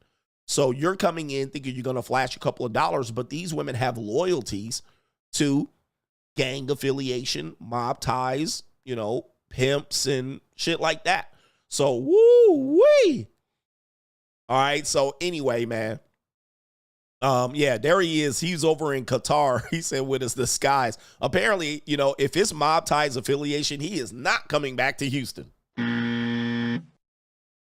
All right. He is not coming back to Houston. All right. Anyway. All right. Shout out to him right there on Crime and Law CGA. Good luck to him. And we have an update on Crime and Law CGA. We have Trae the Truth being reunited with his daughter. Finally, I covered this story here for the people who didn't know. Trae the Truth earlier in December of 2024 talked about his baby mama took the kid and skedaddled, and she has been missing for 6 months or so like that. And he's a producer. Trae the Truth is now being reunited with his missing daughter, and the woman is under arrest. Let's read the story here. Trae the Truth has been looking for his missing daughter for months, and now they finally be reunited. The Houston rapper tells TMZ Hip Hop he got a call at 8 a.m. on New Year's Day informing him that his ex, the mother of his 6-year-old daughter, Truth, has been arrested in El Centro, California on child endangerment charges and so forth and so on. And he boarded a flight from San Diego to San Diego from where he was from, Houston, to a little small town, according to the news report, so he can reunite with his daughter. Shout out to him, and hopefully that he can keep custody. This woman will still come back and get custody, I'm pretty sure. At least 50% custody. But she's already proven herself to be recklessly endangering children in order to flee the equal responsibility and co-parenting agreement that he was entitled to. This is the type of shit men go through and have to fight for their kids. Isn't that sad? Very sad. Shout out to him. And let's get up to what it's an evil world we live in. Sound effect, please. It's an evil world we live in. But men have to fight for their kids just like that. Just doing wild shit like that. But congratulations to Trae the Truth. All right, it's the evil world we live in. We have, moving this down the line, we have a guy that cold approaches a waitress. All right, it's a numbers game. Straight jacket. What do I tell you? We all do this. We see a beautiful waitress and we want to put our Mac down. She's been serving us. She's been coming over smiling. She's been putting her hand on our shoulder, right? She's been caressing us, laughing, sniggling at our corny jokes. She's been dealing with the flirtation. She's got her tip shirt on. She got her juggies jiggling in front of you. And we like, oh, I think she likes me. It's like when ninjas go to the strip club. She likes me. She really likes me. She normally flirts with other guys, but she really likes me, ass nigga. All right. And I'll be like, bruh, don't fall for that shit. She just being nice. It's her job. It's her tip. But what do you do? I'm gonna get her phone number, son. And so what do? You write your phone number on the goddamn receipt. She gonna call me, son. She really likes me. Or are you gonna do what? You're gonna give her a big tip. But the problem is you're going in without a lot of information. And I tell guys all the time, you're gonna lose more of these than you win, and it's not even gonna be close. You're gonna lose more of these than you win. And we have a guy here, according to World Star Hip Hop. Bro tipped his waitress $1,000 and left his number. This is how it played out. Guys, when I tell you leave most of these women alone, let them do the approach, just leave. They're at their job. They're at their job. Now you're at Hooters and you about to get played. So the amount was for $39.48. He tips $1,000. And this is how it played out. There it is right there. There it is right there. He even didn't even add it up right. $1,000 tip. All right, this is crazy. Yeah, that brother's starving. Yes, sir, brother. Signed it. He put his number on the receipt. Guys, we've all been there. We've all been there. These rarely work, but, you know, for the off chance you might make it work, you're just going to keep doing shit like this. But here it is. She texted him back. And look at this. This nigga got 308 texts. And it says, Trinity. Hi, it's Trinity. I have a boyfriend. Sorry, but thank you so much for the tip, love. We needed our rent paid for last month. Your rent's due, motherfucker. God dang, Nick.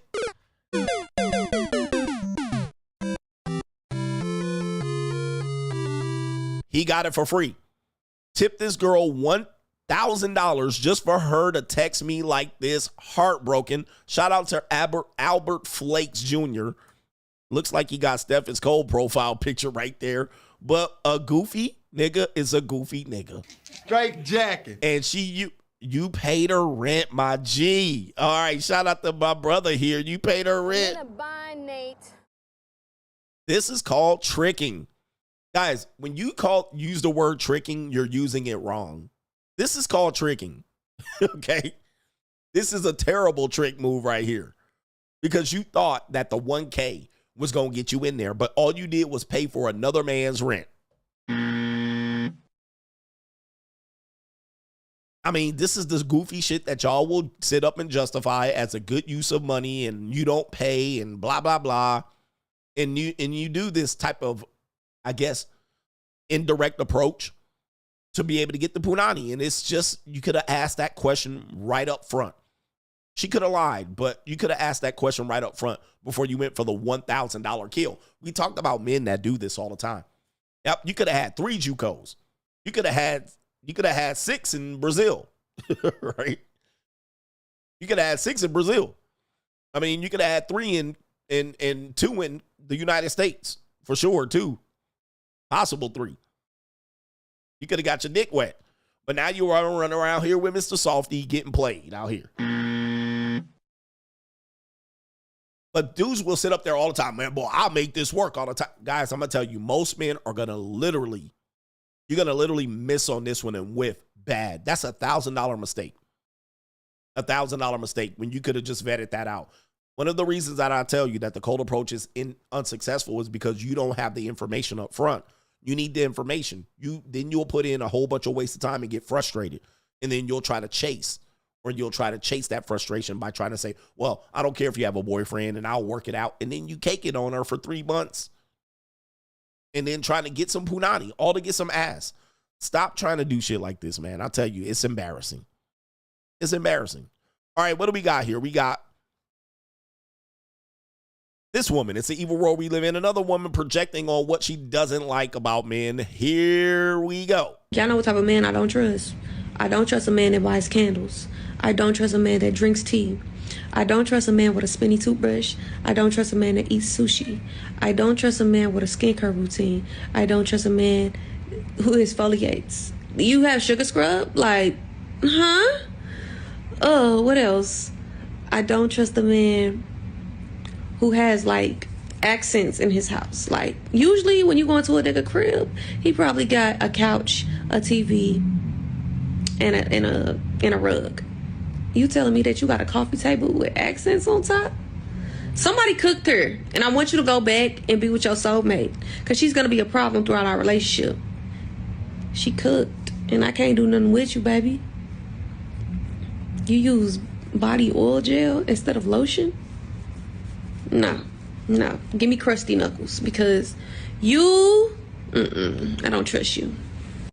Y'all know what type of man I don't trust. I don't trust a man that buys candles. I don't trust. This is crazy, bro. Listen, you guys, some of these women don't deserve much, and they know it. They're basically saying that. And this is the other woman that was saying, if you had an aesthetic Instagram earlier, Again, when you're doing better than them, they cannot stand it. So this is her saying the guy's doing better than her. He knows how to take care of his skin. No, I want Ashy Knuckles guy. Why? So you can tell him what type of lotion to use so you can be useful. He likes candles. No, that's too much. All right. She likes to be dealing with low-grade men. I mean, like candles, I can't stand a guy like that. Of course, when these young women are these ages, right, they think they have a lot of time and opportunity to come back and say, well, and be petty like this. But really what it is they can't compete. So instead of saying I can't compete, that guy's out of my league, right, you dismiss him for all of these petty reasons. This is crazy. There's a man that drinks tea. I don't trust a man with a spinny toothbrush. A spinny toothbrush. I mean, these people don't deserve anything. They know they don't deserve anything. I'm not saying they don't. They know they don't deserve it. These are the type of women that you'll convince, but I can upgrade your life. And she wants to upgrade her life. And then she gets around and then she doesn't know what to do. What's her contribution? She doesn't know. She doesn't know how to contribute. Spinny toothbrush. All right, no, you got a spinny toothbrush. I don't trust a man that eats sushi. Sushi. I mean, this woman wants somebody straight out of jail. That is crazy. No tea, no sushi, no spinning toothbrush. I don't trust a man with a skincare routine. No skincare. Nobody that takes care of himself. Nobody. Just a ninja that beats on you. I don't trust a man who exfoliates. You have sugar scrub? Like, huh? Yeah. Woo-wee. And you will get hypnotized by possibly, because there's some men that might be attracted by this woman. I'm not. All right, but all right. I mean, this is crazy. Exfoliating, sugar scrub. Again, we talked about this. Oh, he's got too much. He's got too much skincare routine products in his medicine cabinet. I can't deal with a guy like this. But of course, when these women turn 32, 35, 40, they're gonna change their tune, and then they're gonna be like, well, these guys don't want me. Where the good man at? What happened? Where did all the men go? Huh? Oh, what else? I don't trust the man who has like accents in his house. Like usually when you go into a nigga crib, he probably got a couch, a TV, and a rug. What that mean? Telling you, man. When I tell you the bar is low for men, the bar is low. The minute you go way past this bar, 90% of women are disqualified. And this is a woman that is automatically disqualifying herself. She don't want no parts of no guy that got his shit together. She wants somebody that she can mommy baby boy. You telling me that you got a coffee table with accents on top? Somebody cooked her, and I want you to go back and be with your soulmate. Yeah, there you go right there. Good luck out here, guys. A lot of these straggles are cooked. All right, let's see here. And we got this guy right here. And then last story, then we'll do the main event. It's an evil world we live in out here. It's an evil world we live in. Passport bro dumped. They call him a passport bro. Dumped by his Filipina wife, all right, after bringing her back. What kind of fuck you give me? In the United States. So there's the guy right there. An older guy. Probably the woman is 20, 30 years younger than him. We should probably acknowledge that. Let's hear his story and see if this is true. Well, it didn't take long. It only took 2 years, literally to the day, December 27th, for my Filipino wife to become fully Americanized, hate everything about me and what I provide, and decide to leave. Yeah, welcome to the shittiest post that I'm ever going to make. There's a lot to it, and I'm not going to go into it, okay? But suffice to say, after providing and going on the Disney World trip, which included the funeral for my mom, I got up to day 6, I think, on that because it all broke down at Magic Kingdom. Fucking ironic. And I didn't post anything after that because when we got back from Orlando to St. Simons, Georgia, I was greeted with the announcement from Jayanne that she wanted a separation. And then I discovered through text that she had been discussing this with her family and making plans to also take the children. Gotcha, bitch.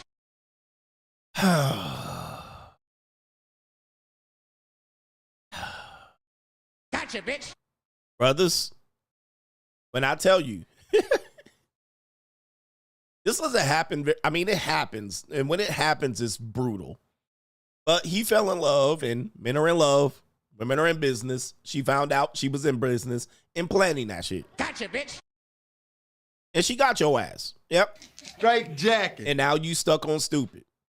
And taking your kids. Why did you bring her back? Gotcha, bitch. Should have left her over there. You could have gave her $400 and she would have been cool. But she came over here, upgraded her life, moved her over here, and she knew what she had in front of her.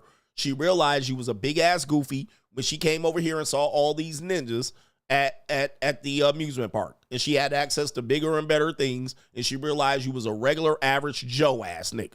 Gotcha, bitch. Everybody get played, bruh. Everybody plays the fool. Let's hear what he else to say here for himself. So, that's heavy, right? That's a nuke. And I'm going to go into my bunker. So I came downstairs in my nice... There's got to be a longer video than this. Well, it didn't take long. Yep, it don't take long. It don't take long, man. And listen, they already know what they have access to. They will line up all of their ducks and they will have all their toes, shoulders lined up, and you will be the last to know. Gentlemen, coach, I got a girl. Gotcha, bitch. Not mine. She says she loved me. She be plotting on your ass 6 months to 2 years, and you won't even know. You won't even know. You think she loved me. She'll be letting you have sex with her. She don't give a fuck. She's like, that's lost leader Punani. When I stick this knife in his back, all right, you gonna get got. And so she done brought over here. First mistake, I'm gonna tell you, if you're dating a Filipina in America, she better be born in America, or she better have some citizenship in America. If she doesn't, it's suspect. Or if you meet her in the Philippines and you bring her back, you're rolling the dice. That's a big ass crapshoot. Now, if she does have any data or evidence that you were violent against her, she can use the Violence Against a Women Act and really get her citizenship, and now you're cooked. Well, she doesn't need to do that. She's already a citizen. And by virtue of that, she already got anchor babies. So she already have babies that have been born in the country, or at least brought in over here, that are possibly yours. And now you're stuck. Your whole plans for your future took. Your Filipina nurse, gone. What kind of fuck you give me? So you bringing her back from the Philippines? I wouldn't do that. All right, I don't care what country it is. I wouldn't do that. Stay up over there and upgrade her life over there if you want to, but bringing her over here is a recipe for disaster. Because, you know, you're just an average Joe. She's going to realize that when she comes over here and sees that and go, oh, shit, I could get a little bit better, and she can. If she's in her 20s, she'll be able to, even as a single mother. So please don't allow yourself to believe with the male ego that you're immune to this. You're not immune to anything out here. You simply can get got very, very easily because our ego, they know how to cater to our ego. It only took 2 years, literally to the day, December 27th, for my Filipino wife to become fully Americanized, hate everything about me and what I provide, and decide to leave. Yeah, there you go right there. Hate everything that I provide. Well, it ain't good enough. It wasn't good enough. She was like, I can get better, or I can get better without you. So she became Americanized. That's not a surprise. I mean, most of us become what we are. So if I move to somewhere else, I could become more of that. She can't do that in the Philippines. She just doesn't have the support system to do that. In America, she can. And she hated what you were giving her, which was probably not much. Let's be honest. You probably weren't giving her much in comparative to what she saw other people can. And if she hooked up with any of her other Filipino friends, which she will, I don't care if she's Russian, I don't care if she's Brazilian, they're going to find their own people when they get here. And they're going to talk, and they're going to share information, and you're going to get fucking got. That easy. 2 years. Yeah. Welcome to the shittiest post that I'm ever going to make. There's a lot to it, and I'm not going to go into it, okay? He been through it. This man's been through it, pain. But suffice to say, after providing and going on the Disney World trip.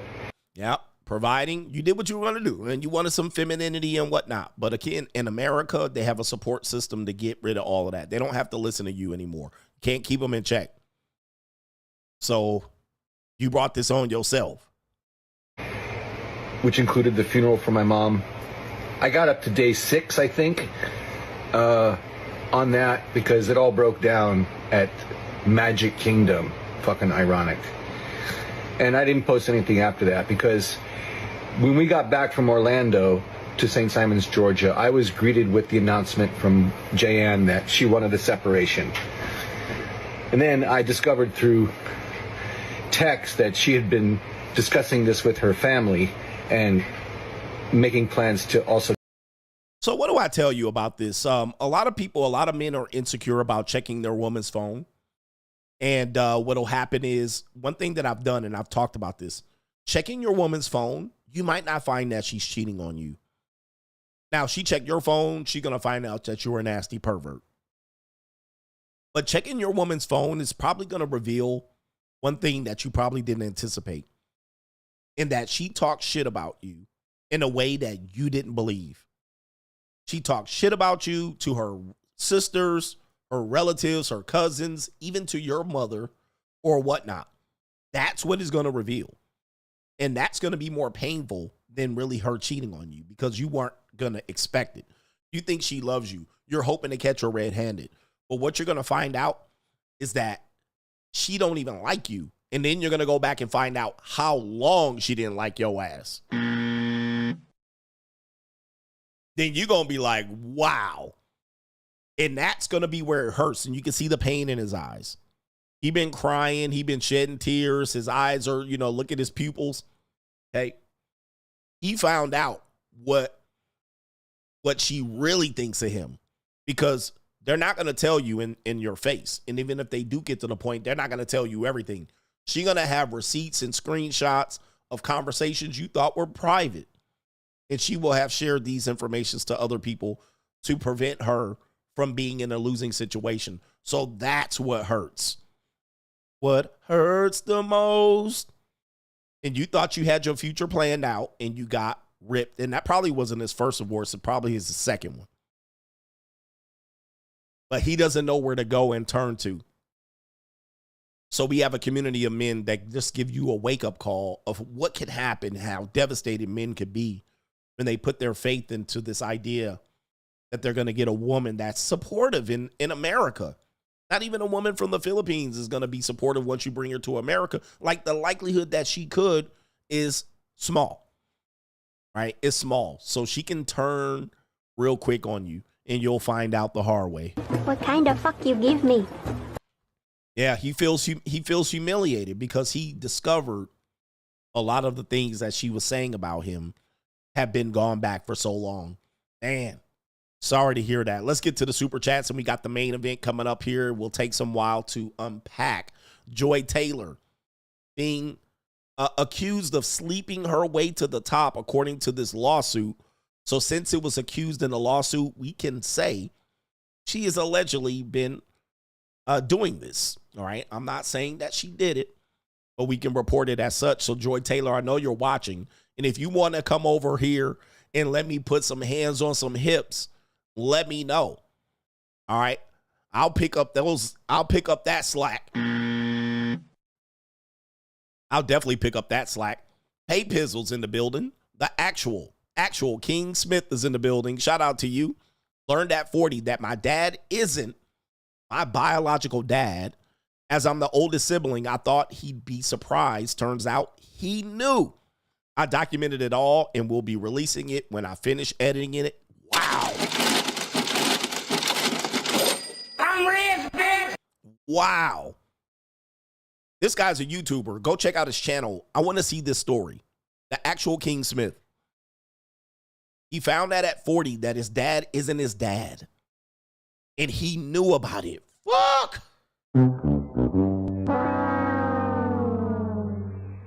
Man, it's an evil, cold ass world out here, brothers. Man, they treat this just happened to somebody. It's an evil world we live in. I was just listening to somebody talk about this. This is just recent. Oh, Ricky Smiley. This happened to Ricky Smiley. I'm going to cover that this week. That is cold as hell, man. Chris Rock talked about that. The lies that women tell versus the lies men tell. All right, women tell lies that are like life-changing, traumatizing, brutal. And men will be part and parcel to it, knowing it and playing the game. Like, that's cold. That's cold. So now you got to find out who your biological dad is. After 40 years as an adult. Man, man, it's cold out here. KT the King, good morning, coach. Question. What did the Chargers say to the Raiders at the end of yesterday's game? And he said, and that's you. Okay, thank you, KT King. And that's you. I appreciate you, sir, for throwing in some. I mean, I've been done with the football season since about week 3. But I appreciate the Chargers Raiders dig. I've been already, Kurt Franklin too. Josh Finley, welcome back, coach. I find it funny. Women are continually doing one thing they fought so hard to avoid. They are sexualizing themselves in every way possible. They refuse to acknowledge their role. But I say, let these wild horses run free. Ho well. Shout out to these hoes out here. All right. Okay, daddy. All right. Ho well. They wanted to learn the way to work hard, but no, man, no, they ain't gonna work hard. Shout out to Chris Mack says, OnlyFans girls love to say it's hard making content. Indeed, so that's that hard work. It's hard. I had to work so hard. Really, when they say that, that means they did more, than they should have. And also they did more than they expected to. No Government Name BH says, I just listened to another content creator say that Travis Hunter's fiance planned for the divorce before the marriage. And another content creator has a Simp of the Year award, of course. They never mentioned CGA. Give them the buzzer and the acknowledge me. Acknowledge me. Okay. All right. They all watch. All right. They're definitely all watching. Kevin Sullivan said, what's up, coach? Do you think paying off parents' debts leads to the woman having an escape plan?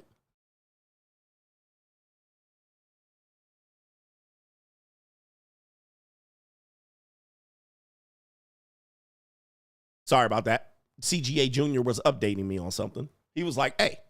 All right. CGA Jr. was like, hey, you need to know this. All right. A shout out to my son looking out for me. All right. Let me read that super chat again. Kevin Sullivan said, what's up, coach? Do you think paying off parents' debts leads to the woman having an escape plan of divorce down the line? So paying off your parents' debt? Paying off your parents' debt leaves the woman, the mother, escaping. Yeah, I think anytime you pay off a woman's debt, she'll have a reason to leave. So I'm just letting you know, I don't suggest that you pay off a woman's debt. Like paying off her debt, you have a high likelihood of the woman bouncing on you. Much of the reason she's staying with you is because of a debt. The debt keeps her there. Now, I'm not saying that that's how you're going to control her that way. But what I'm saying is if you're with her and you guys are going through Dave Ramsey debt solution and her debt gets paid off, she going to bounce on your ass before you pay off your portions of your debt. But you have already sold your truck and your motorcycle and your boat. You've already paid off the home. That home is going to be, she's going to fight tooth and nail over that house. So if you pay off your parents' debt, your mother could divorce your father. Yes, absolutely. We've done a show on this one. And anytime there's a change or dramatic change in a relationship, it usually is a high risk of divorce. Weight loss. One partner loses weight. One partner or one spouse goes to church. The other one doesn't. Divorce. One spouse, I'm using partner. One spouse gets the debt paid off. Cooked. Titty implants. Tummy tuck. Mommy makeover. Cooked. You pay for them titties so somebody else can play with them. This is a fact. So be careful with that. Not saying that it's a certainty, but you do increase the risk. So try to be a good man, I suppose. All right, we got our brother here. Isaiah, what's your opinion on dentistry as a profession? I met a few dentists that have a lot of money, and they said the income potential is higher versus being a physician because your income is not tied to a hospital system salary and is commission-based. Yes, dentists make a lot of money. I actually used to train 5 dentists. I had 5 clients that were dentists, and they can make a lot of money because there's a lot of product to sell, although there's a lot of equipment. You're going to have to buy a lot of equipment. There's a lot of updated equipment. And you always got people that are going to have tooth problems. You got kids. You have older adults. Lots of insurance. If you have good insurance, dentists can use that. One of the things that you have to realize is that dentists also have a high suicide rate. So I will give you the pros and cons. You can make a lot of money. You can be a part of a dentist group and a group of dentists, like 5 dentists. And I know these men make a lot of money, and women, but they have a high suicide rate. Also, their hands are their business, so they can't fuck up their hands. If you injure your hands, you're out of business.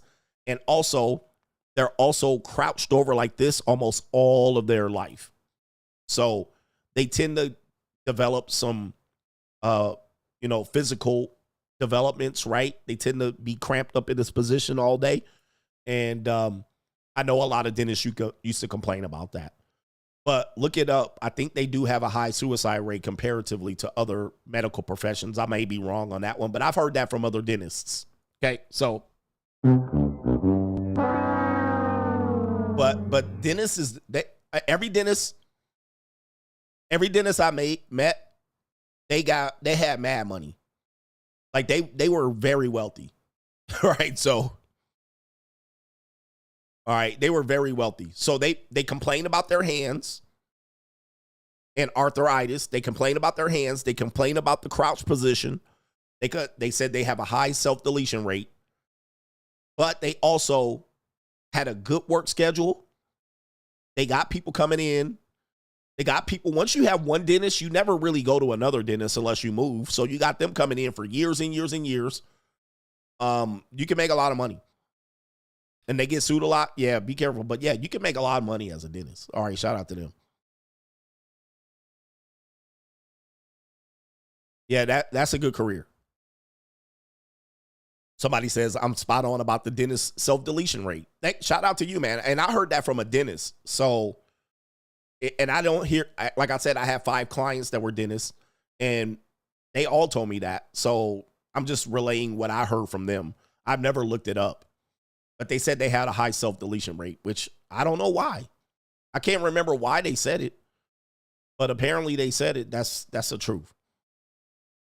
He said, yeah, they got good hours too. Like they'll work 3 days a week, 4 days a week. 3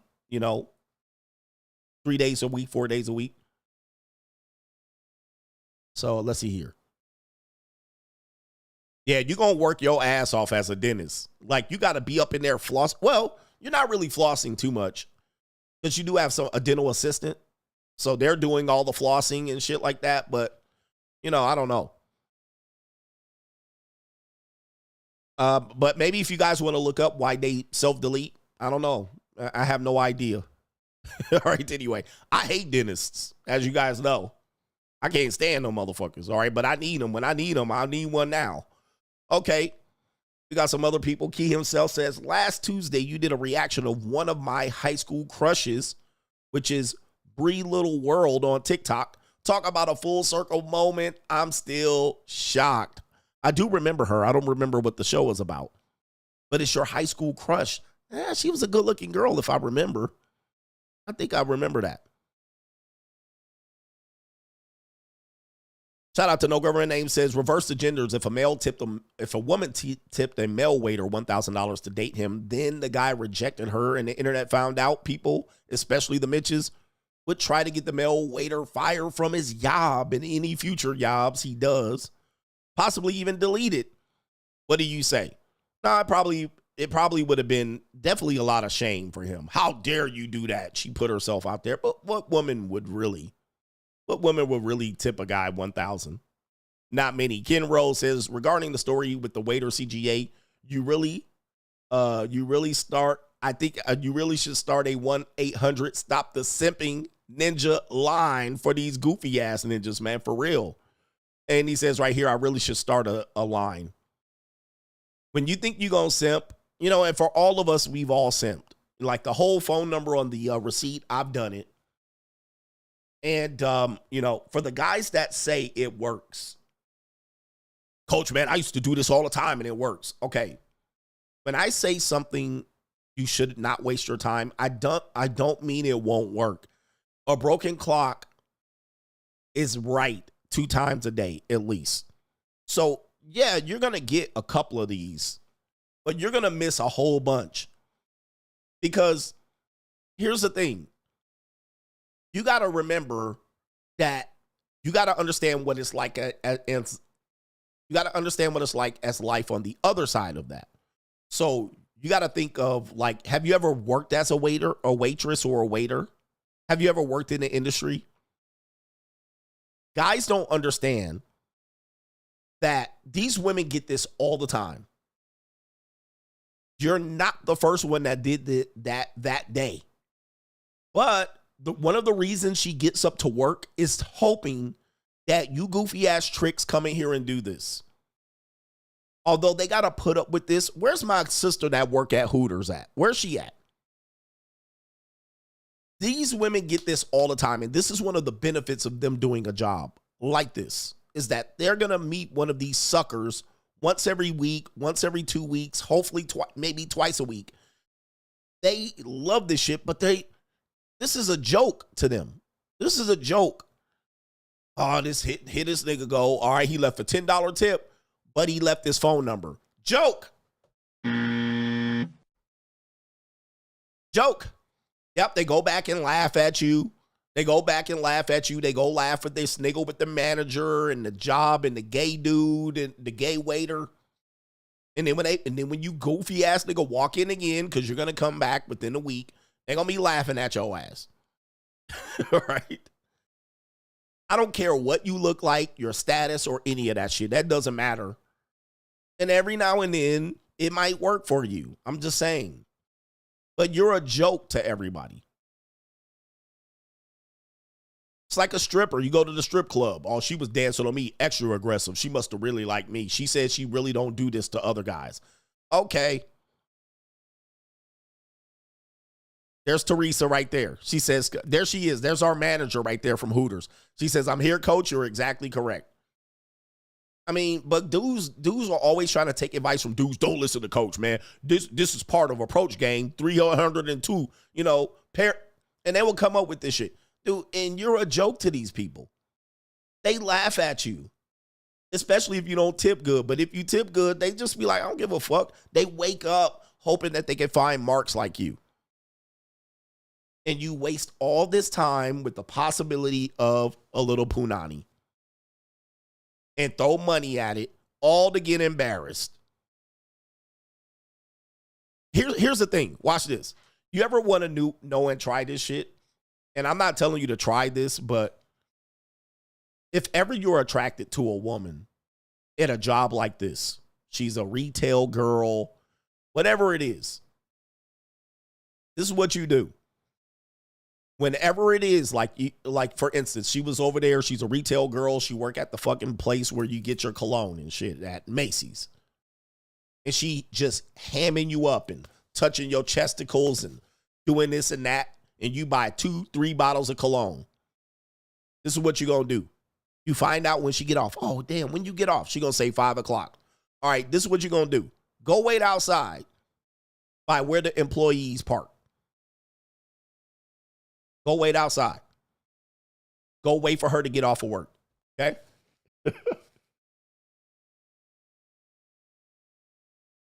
Then when she get off of work, she clock the fuck out. Then she walks outside. She lights up her cigarette. She waiting for her Uber, or she walking to her car. Click, click, click, click, click. And then Go talk to her. Hey, baby, it's me. I've been waiting for you to get off work so I can talk to you. See what the fuck happens to your monkey ass. See how much game about to be ran now, nigga. See what happens. See if you don't get arrested. See if your ass don't, she gonna look at your ass like, huh? And you was like, yeah, you were extra flirtatious with me. And remember, you was touching me and shit? Remember, you was telling me I smelled all good and you wanted to smell me? See what happens then. Run your fucking game then. I bet your ass get arrested. There's a 9, or pepper sprayed. There's a 9 times out of 10 chance that that woman gonna scream, call security, get you motherfucking arrested. So you're telling me this. I'm telling you, you're saying this, but dude, that's the fastest way to find out what she thinks about you. Giving you the phone number is the slow way.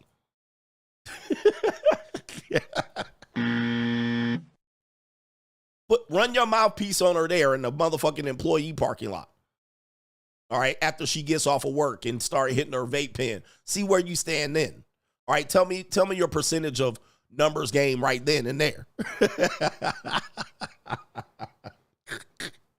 I'm telling you, bro, she done forgot about your ass. She ain't thinking about you. And when she see you, she gonna be like, looking like Zoinks from Scooby-Doo. You going to jail. So don't tell me about it. There's a 9 out of 10 chance you going to jail. Yeah, you just stayed there for 4 hours, wait for her to get off of work. Okay, yeah, okay. All right, anyway. All right, look. Anytime you're going to have mad success with waitresses is if you're in the industry with they ass. All right, that's going to be your best bet. Then the next best bet is if you didn't even meet her as a waitress.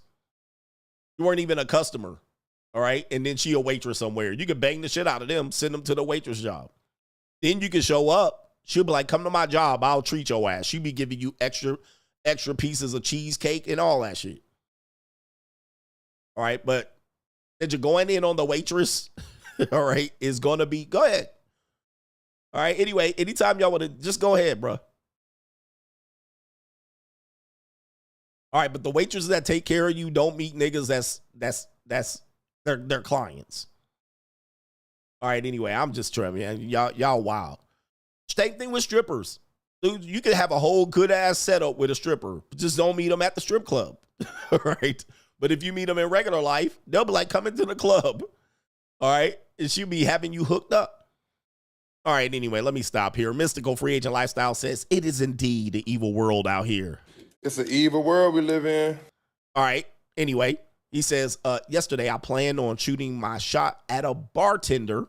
I've been slow pimping since NFL started. I ended up sitting next to her fiance at the bar, and it was their wedding announcement party. I picked up on body language, so didn't make a fool out of myself. Shout out to you. You need data. You need data. Data is important. It's going to save you. And a lot of us, we build up a story in our head about what we're going to do when we finally shoot our shot with a woman. And then you don't even have the pertinent data. You don't even have the pertinent data. Look. Some of these jobs, you have to understand that the woman is there specifically to get hit on and abused. Whether they have a boyfriend or not, that's besides the point. And a lot of them fuck random, people at their job. They just have weird setups. Waitresses and shit like this. So some of what happens is what we're confused about is that they treat us nice. Oh, they're nice and they're smiley. And they're like, look, good to see you again. And we take that as a success, as a hint. Why? Because women in the regular world don't treat us like this. They ignore us. They walk past us. So any slight hint of choosing signal, we think that, oh, okay, that's a go. This is why women in the regular world don't look at us. They don't talk at us. They just walk past us. Why? Because any hint of a woman being nice to you is a signal for you to go. And then you end up egg on your face because she's just performing. She's working. She's trying to get a tip. I want you to think about this. Think about it like this. I want you to think about it like this. Because men will still argue this. And I'm like, dude, okay, yes, you're going to be successful every now and then. I'm just telling you, to do this constantly is a waste of your time. I want you to think about it like this. If your girlfriend was a waitress, okay, let's just take it like this. If you had a girlfriend that was a waitress, and you're telling men, let's just put it like this. You're telling men should pick up on every waitress they see. What if your girlfriend or wife is a waitress or a bartender? How would you feel about her going to work every day with every guy that she seats at the table picking up on her? How would you deal with that? You would not be comfortable with that. With your fiance as a bartender with her titties out, knowing full and damn well she's going to go to work, getting hit on by 8 to 10 guys a day, giving them the phone number and blah, blah, blah. How would you feel about that? That is your girlfriend. That's your spouse, your mate, your partner. How would you feel about that? Now you're going to be all of a sudden, man, you're going to feel insecure about that. This is one of the reasons why for that type of woman to be in a profession like that and also date regularly, she can't be doing that, right? She can't be taking every male client and turning it into a relationship, because that would make it difficult for anybody to take her seriously in a relationship. That's difficult. Who's going to take, okay, let's say you got a girlfriend and you met her as a client, as a John at Hooters, and you got her off of a John at Hooters, and she called you up, and now that's your girlfriend. How secure are you having her go back and work with all these other men when that's how you picked her up? You're going to be uptight about it. You're going to be feeling a certain way about it. You're going to be like, damn, I bet you hook up with all the men. It's not going to work out for her.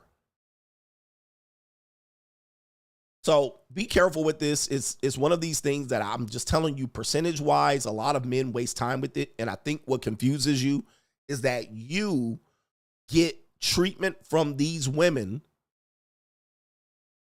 in a way regular women don't treat you. So then you try to make up in your head as to if she's being authentic and genuine. Well, there's a 10% chance that she is. More than likely, she's just working. If she really wanted you, she need to put it out there. All right. It would be relatively clear. Most of the time, she's trying to get you for an extra tip. She knows you tip 30%. So she's going to keep smiling at your ass. 30% tip, 30% tip. That's the number one thing on her mind. Get you to come back again. Be a regular. So you walk in the door. Oh, that's my regular. I'm seated over here at these booths. But because women don't treat you like this in the regular world, you go to the strip club and you go to the bar and you go to the motherfucking Hooters and you think it's different. Okay?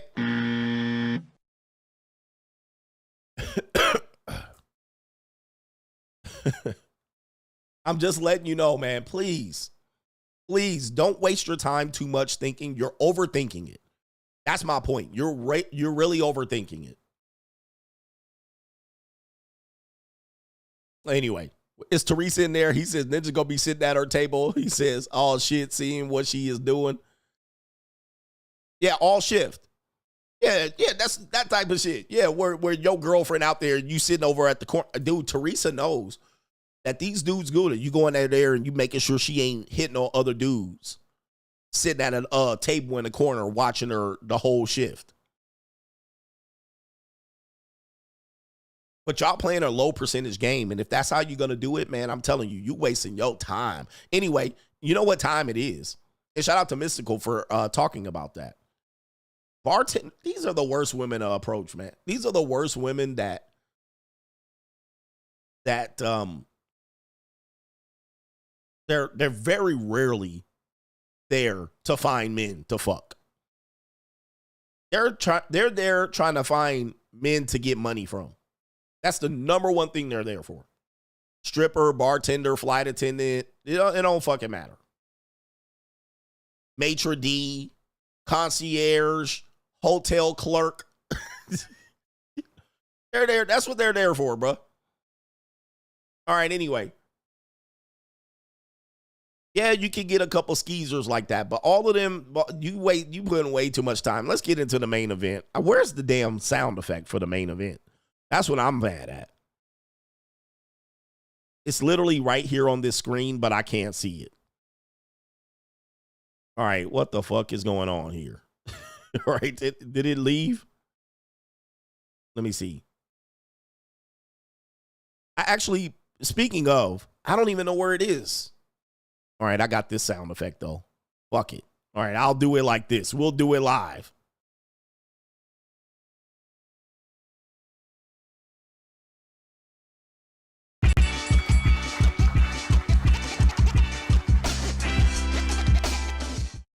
This is a shit show. All right, it's Monday, though. All right, hit the like button. All right, I'm trying. It's Monday. 2 weeks off from the studio. All right, main event, Joy Taylor in a lawsuit allegedly sleeping her way to the top, according to a woman that alleges that, first and foremost, Skip Bayless offered this woman in the lawsuit $1.5 million for sex to the former Fox Sports hairstylist. Oh, no. All right, wow. Oh, the humanity. I got money. Look at this. According to the lawsuit, the woman's name is Nushin Faraji. She's a former hairstylist. Yes, I do have a photo of her. From Fox Sports, just dropped a serious lawsuit. She claims that the big-time executives at the network abused his power to sexually harass women.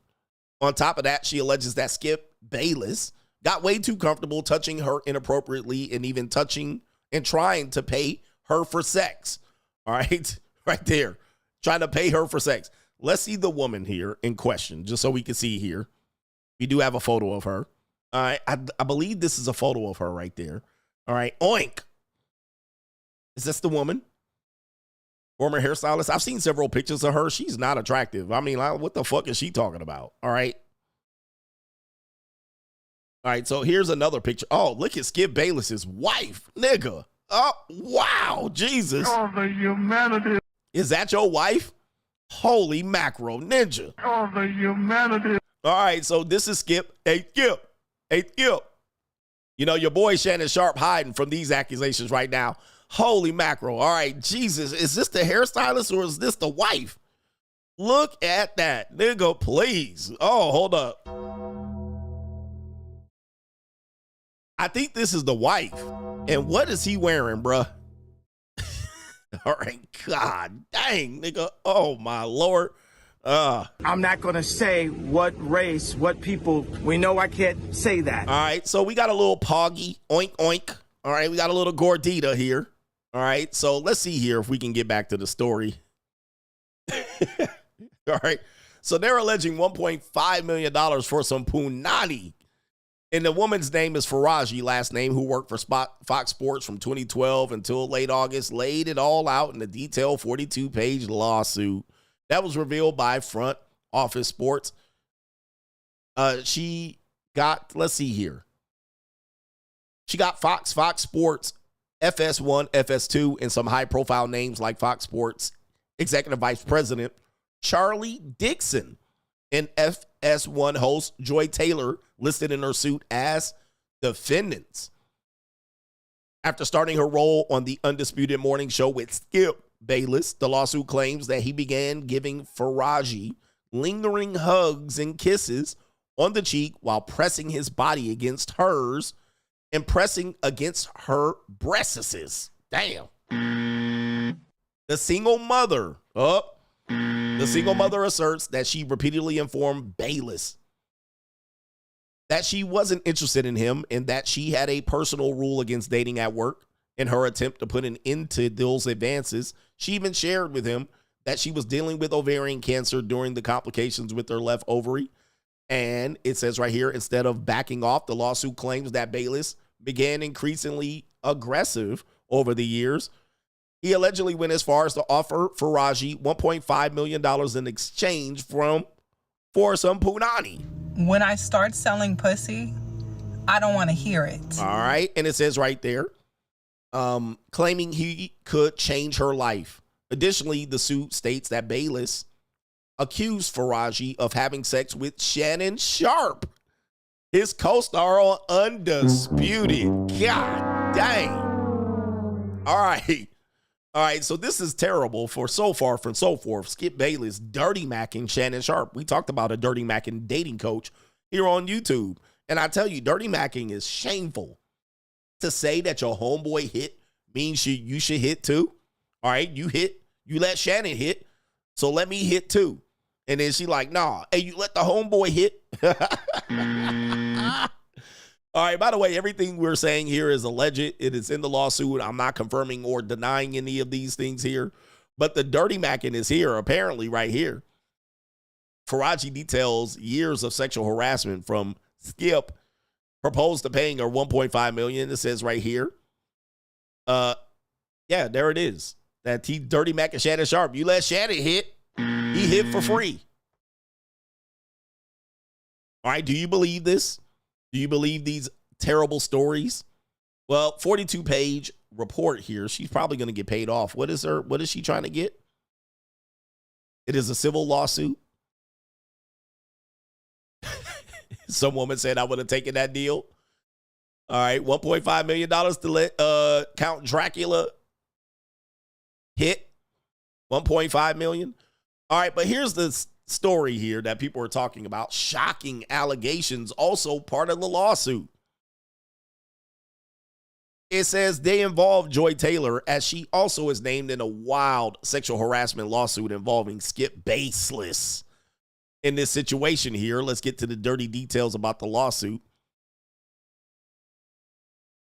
It says right there, a former hairstylist has damning accusations as Fox Sports Executive Vice President Charlie Dixon, former Fox Sports 1 host Skip Bayless and current FS1 host Joy Taylor have been all named in a workplace misconduct lawsuit. It says right here, she details years of harassment and the lingering hugs. And it says right here, she had unwanted advances from Skip Bayless and Charlie Dixon. It got so bad that she told Joy Taylor about it. Charlie Dixon once grabbed her buttocks during a birthday party that they both were attending. And in response to being told that, Joy allegedly told her to get over it. Oh, no. Wow. So I could focus on my career. Not only that, Taylor also allegedly made remarks about Faraji's Persian descent. Taylor insulted Miss Faraji on a personal and professional level, mocking the English pronunciation of her last name. And it gets worse. According to the lawsuit, the hairstylist has filed a lawsuit claiming that Joy Taylor is being accused of using her sexuality to get on a show. All right, so just so you guys know, this is Joy Taylor.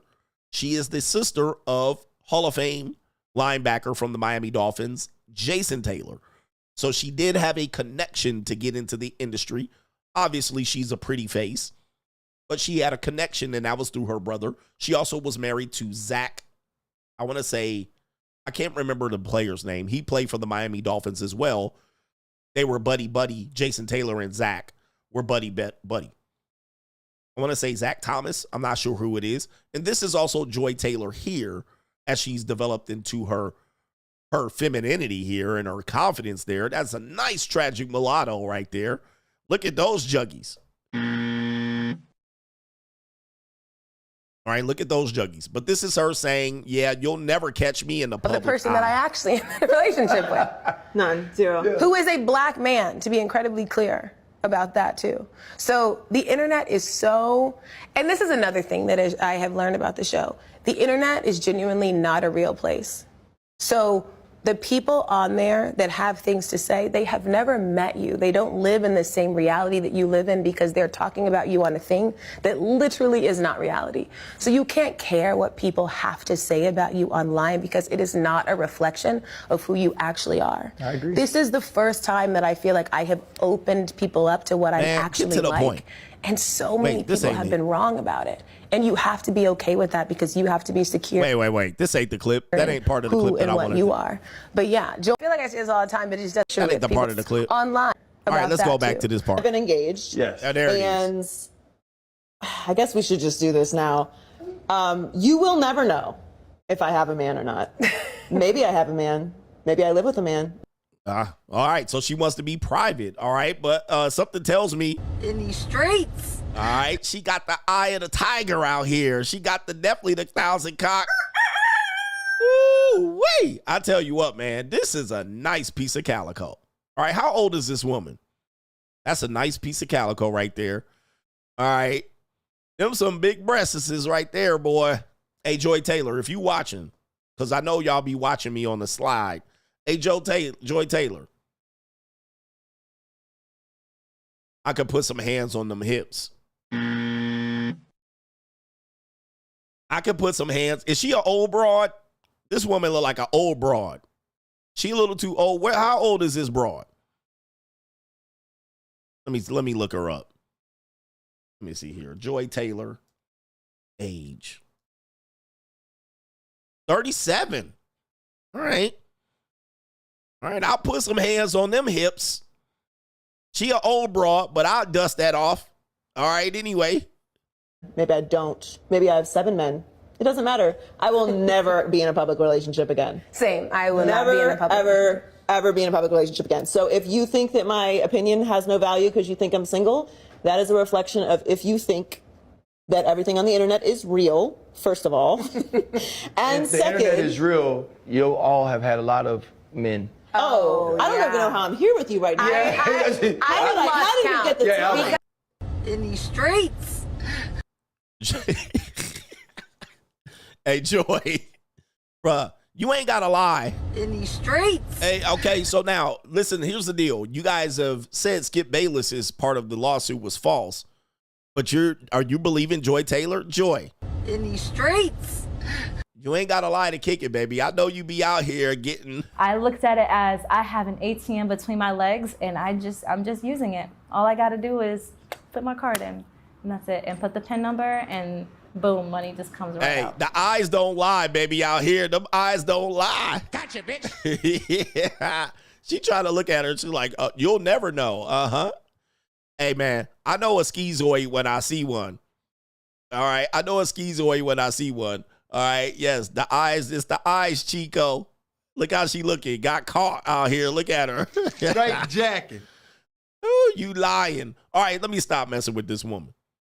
Let me stop messing with this old broad. All right, so here we go right here. Let's give you some more of this story. According to the lawsuit right here, it says Taylor is accused of using her sexuality to get on a show. She spoke about meeting with her for lunch as she noticed Emmanuel, is it Acho? Emmanuel Acho there. So she was meeting for lunch. Emmanuel Acho was there. She wasn't familiar with him, but noticed that they were romantically involved.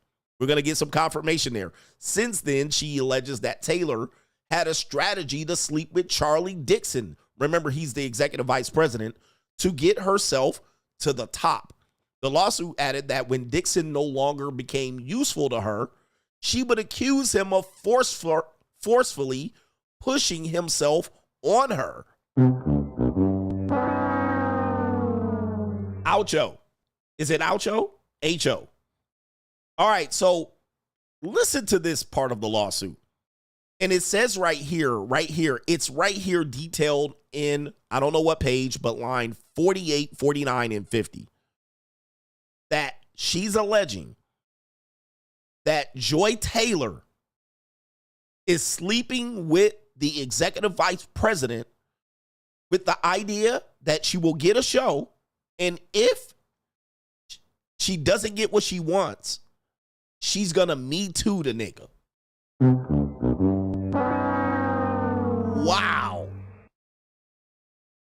Man, when I tell you, and this is another step. Now, who do we believe in this story here? Who do we believe? I'm more tendency to lean on believing about the Joy Taylor. It's kind of shocking to think about $1.5 million for some punani from Skip Bayless, but hey, it's Skip Bayless. So she's smashing, but now she's going to pull the Me Too card if it doesn't work out. Whether it's tomorrow, whether it was 10 years ago, she's going to say, hey, and it's his word against hers. So this is the predatory thing that we talked about. All women at this level are for sale. All of them got to do this. There's not many women that are getting stuff on their merit. And there's not many men in this industry that are getting things that are because she likes you. She's using that as a way to position herself. Yeah, somebody says Joy has no talent. I believe it. She really is talentless. I mean, she really is. She's just something to look at. She's not anybody that's an expert in sports. She's not very good in terms of her critical critique or knowledge or information. What is it she's there for? She's there for eye candy. So in this lawsuit, they're saying she was setting him up for a Me Too allegation. And I'm more prone to possibly believe this, although I don't have any evidence. But it says it right here that at the same time, she was sleeping with 2 men, according to this woman. It says Mr. Dixon, pause, is a very powerful man that may be very angry. Ms. Taylor told her not to worry about it. She explained that she was also now powerful. And once Mr. Dixon was no longer useful to her, she would follow through on her plan to tell the company that he forced himself onto her. She would not allow herself to be forced out by Mr. Dixon like other female talent. Okay? This is crazy. All right, this is crazy that this assertion is being made by another woman, throwing another woman under the bus, saying that she would use her sexuality to gain what she wants once she was no longer useful, get a Me Too allegation and a golden parachute out of the company by using sex, right? By using sex. And when I will tell you all the time, I don't care what the status is between man and a woman, once you enter her body, what do I tell you? She has the leverage. She has the leverage. And men will be like, nah, she don't. Well, she's even acknowledging that. Why? Because we tend to believe women's part of the story, not the men. Even though the man had the money, and we were like, well, you were a victim. Well, she was volunteering, but in our world, we don't allow the woman to volunteer. We allow her to be the victim. Well, he should have known better. He had the authority. He had the leverage. He used her. He put her in that position and then tried to take it away and penalize her. So then she becomes the powerful individual. She becomes the one with the leverage. And she's acknowledging that, or she's acknowledging that Joy Taylor knew that. That's why she was engaging with that person specifically, giving him access for free. But there's a payment at the end. He thought it was for free. There's a payment at the end. Okay. All right, let me show you this. There's also a video that's going viral that has allegedly been deleted from the account of Emmanuel Acho in regards to this woman that we're talking about, Joy Taylor. Let's go ahead and play the video. Rehearsal for the new show Speak, and I got to take a moment to shout out my co-host Joy Taylor. A woman, a black woman, daily show, sports. Do you all realize how hard it is to get into the position that she is in? So often there's misogyny and sexism running rampant in sports, and we don't even care what women have to say in sports. But Joy is not only in the position on television as a woman, as a black woman, but as an opinionist. So not just asking men what they think, but providing her own unique and distinct insight. Done with rehearsal for the new show Speak, and all right, so it's Acho, like nacho without the end. Thank you for that. So it's Acho, Emmanuel Acho. All right, do you hear this shit? Do you hear this? So remember, let's pull this back. The woman in the lawsuits claiming that she was fucking him, this guy, and at the same time, the executive vice president, Mr. Dixon, paused. Do you notice he keeps smelling his finger when he's talking about her? I want you to notice this. I'll take the sound away, But every time he mentions her name, he smells her finger, his finger. Take a look at this. All right, right there. Yes, indeed. Woo! What do you smell there, sir? All right, is there something you smell? I smell pussy. Are you smelling your finger, sir? All right, let me see if he does it again here. We'll do it without the audio here. Let me see that finger again. He's talking about her. Oh, there it is again. He's like, I'm going to say something positive about you on social media after he done got that nut. What do you smell? I smell pussy. Yep, you smell that Joy Taylor on there. Apparently, allegedly. He didn't just smash that the crib and like, oh, you're an incredible woman. I'm going to tell the world, the black woman, how incredible you are. All right, what happened, sir? Did you eat that cat? Yep, guilty. Guilty, sir. All right, the coach gang says you're guilty. He done just finished getting that nut, allegedly. And he got the smell of Joy Taylor all on them fingers here. Take a look at this. All right, let's see again. Look at him. Let's see. Oh, there it is. He got it again.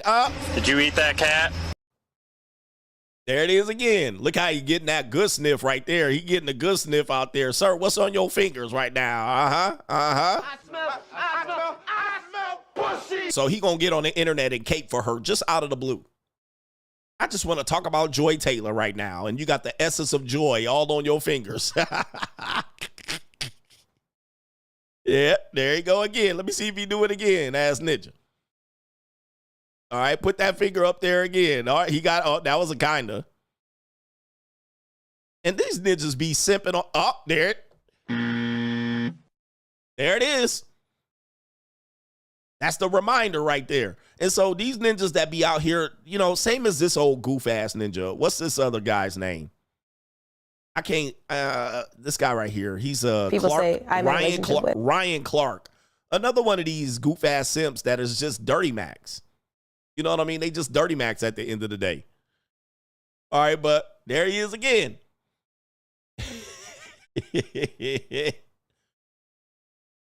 All right, he getting that essence. Let's go ahead and play the clip back again just so we can see what the hell this simp ass ninja talking about. Who cares what you talking about?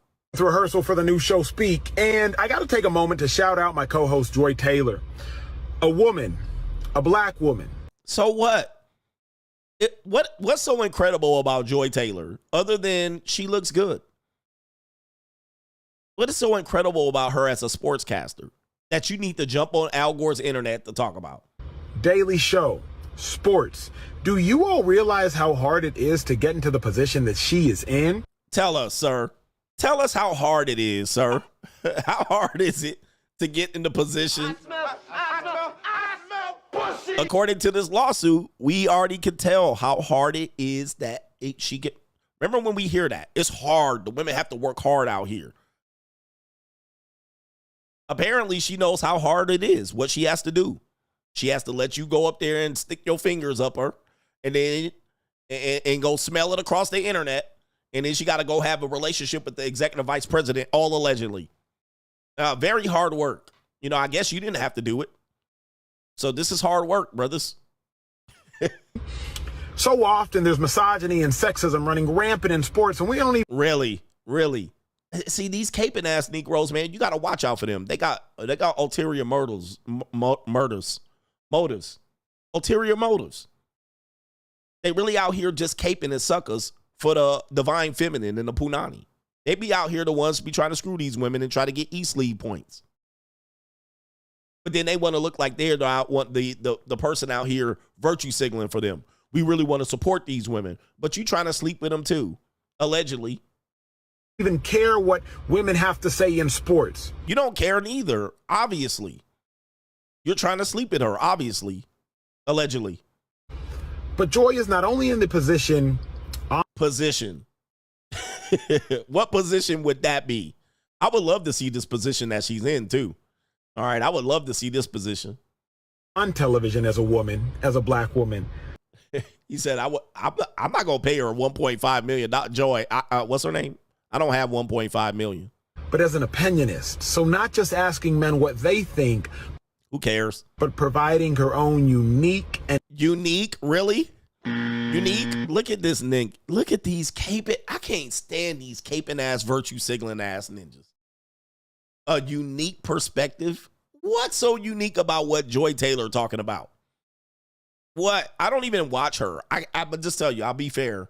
I've never watched this woman talk about sports. So I'll be fair. But I'm not missing it. Nobody's ever said, you should see what Joy Taylor was talking about. Like, I've never heard nobody tell me to go watch Joy Taylor talk about anything. But he look at him. You need to watch. She giving good. Nigga, what you talking about? And distinct insight. Done with rehearsal for unique and distinct insight on sports. Really? I doubt it. You know what's unique about her? I guarantee you there's one thing I would love to see what's uniquely about her. Where it is right here. Well, I guess this is what she said. My pussy does not ever stink. Oh my God. Okay. All right. But anyway, this goofy ass ninja apparently here. The internet saying Emmanuel Acho's deleted video raises eyebrows as lawsuit alleges Fox co-worker hooked up with Joy Taylor. There you go right there. And look at this ninja in the background, man. Look. Niggas always gotta show they teeth. Look at this. We're just friends. I'm really surprised. I am really surprised that these men shit where they eat. Eat where they shit. I'm surprised that people are still doing this at this level. I'm actually crazy surprised. But of course, why not? Where this woman has a plan where she putting that punani on just about everybody, ready to me too you at the end of the day. And look at this ninja in the background. Niggas always gotta show they teeth. Why did he delete that post of her? He deleted this post right here. Why did he delete this post? Guilty. And she out there throwing that punani around. When I start selling pussy, allegedly, I don't want to hear it. Allegedly. And here's the deal right here. Social media rips Joy Taylor to shreds after her name surfaces in the lawsuit. Look at that. I mean, I'll tell you what. That's a nice looking old bra right there. I know she got them saggy waggies. All right, I'll test this thing out right here. All right, this is a nice, is that her real hair? She a mulatto, so that might even be her real hair. I definitely will put this to the test. I'll put them titties to the test too. I'll put all of that to the test. I don't usually mess with women that's in that 35 and up category, but that's a nice old broad. All right, anyway. Let's see what it says right here. Social media rips her apart. So anybody that's caping for her, apparently they going ham on her right there. 37-year-old right there named in the lawsuit. We already see it right there. Here it is. Oh, this is the woman right here. I guess this is the woman with Joy Taylor. So there's evidence. There's the other woman right there. I tell you, y'all niggas is starving. Y'all niggas is starving. You know, these women are a dime a dozen. But of course, in the workplace, it's easy. All right, the social media backlash right here. I guess they're going in on Twitter. Acho and Joy Taylor during lunch breaks every day right there. Oh, look at that. Oh, no. All right, it says right here, this is Emmanuel Acho's happy birthday. Happy birthday to my brilliant co-host, my homie and my friend, Joy Taylor. It's a pleasure and honor to work with you on the daily. Y'all go show her some love. Look at this caking ass Nick. Oh, hold up for a second. Here it is right here. Caking. I couldn't find you anywhere. Yeah, right there.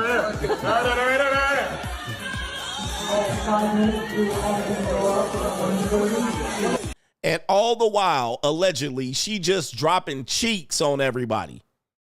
All the while, look, when the smoke clears, yo, this is crazy. When the smoke fucking clears, she just a thought and plotting bitch throwing cheeks around the office. Ain't shit changed, man. And this nigga, look, does he have a wife? He ought to be ashamed of himself. Out here caking for this woman at any chance he can take. All right, but boy, I tell you, okay, she a chubby bitch. I mean, look, yeah, she a little porker. All right, but you know, I definitely would get. Okay. Yeah, I got to smash Joy Taylor. It's my mission. What does she do, bruh? Hey, this ninja simping for that punani. What does she do, man, other than being that? All right, that's all she does. All right, again, there's some more info here. People thought Joy Taylor got all those jobs because of her brother. Exactly. We all know why. And there's barbecue out here, brothers. It's always barbecue. It's barbecue in there. Joy Taylor, after letting Emmanuel have his way. Oh, no. Yes, indeed. All right, so Joy Taylor getting used and abused out here. Emmanuel and Joy Taylor. Sorry, Emmanuel and Joy Taylor around the Fox studio right here. Clap me in. You ain't gonna clap me in? You ain't gonna clap me in? I'm gonna clap you in. You gonna make me put it in. Give me that phone. Stop! Get it. Come get it. Get it, man. Get it. Get it. What you doing? What you doing?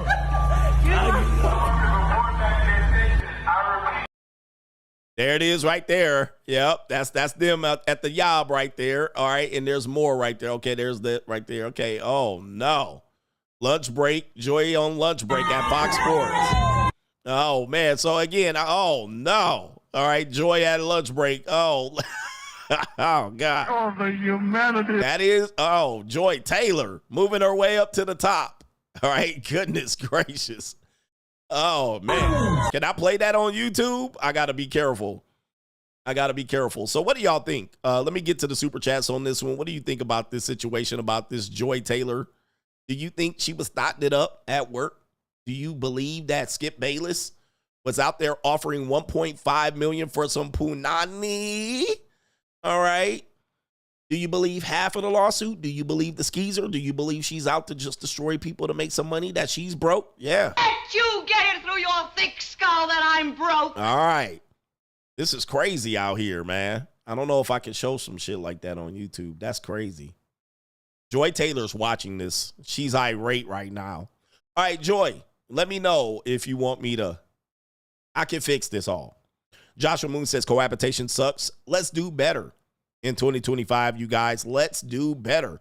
PIW says wrinkled implants from 22 years ago is a nightmare.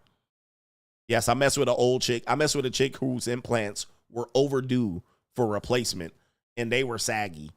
It was like a weird, you could see you could feel the club. You could actually flip the implant in her breast. Like that's how messed up they were. Now they look decent from far. And this woman was in her 40s, but we were almost like the same age, but she had got divorced. She was a trophy wife. She married this guy when she was young. He was a Hollywood executive. He divorced her, and she was a struggling single mom. But she had overdue breast implants, and you could flip the implant. And she was like, yeah, mine are overdue, but she didn't have enough money to get them fixed again. And the husband was cutting her ass off. All right, so it's wild. Yeah, shout out to our brother. I Need Money says, hot that Taylor Rooks, though, got me starving. Yeah, that brother's starving. Taylor Rooks or Joy Taylor. All right, here we go right here. I'll let y'all vote on this one right here. Do me a favor, hit the like button as you leave. Joy Taylor. Let me hear. Joy or, wait a minute. I can't put that. Joy Taylor or Taylor Rooks. Is that her name? Damn. Hold up.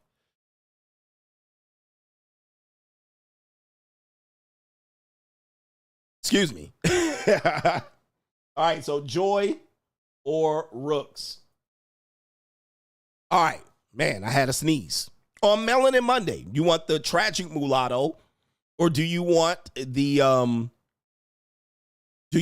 chocolate drop? The chocolate drop. All right, anyway, shout out to you. Thank you for letting me get by and sneeze on you. I'm interested to see what you guys would. Oh, it's 50-50 going down right now. 50-50 going down. No government name. FBI says the Cybertruck bomber's DNA didn't match his son's. Not even an alpha male, Green Beret, serving our country gets a faithful woman. Women tell the biggest lies. So even the guy, is this the reason why, was he going through a divorce? I think I heard that. Although that story was going on while I was in Brazil. One of the guys that was going through a divorce. So apparently, did he find out? Did he know this before he died in that fire? That's crazy. Man, it's crazy. All right, let me see. We got PayPals, and then we got, yeah.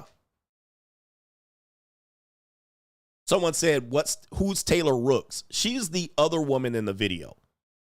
All right, so Taylor Rooks is, let me see. She's the other that exists online. That's Taylor Rooks. I think she played volleyball. She played volleyball or basketball. I can't remember. I think she played basketball. This is Taylor right there. All right, so that's not Joy Taylor. That's Taylor Rooks. So there she is right there. Sista, you been on my mind on Melanin Monday. Sista, let me get these over here.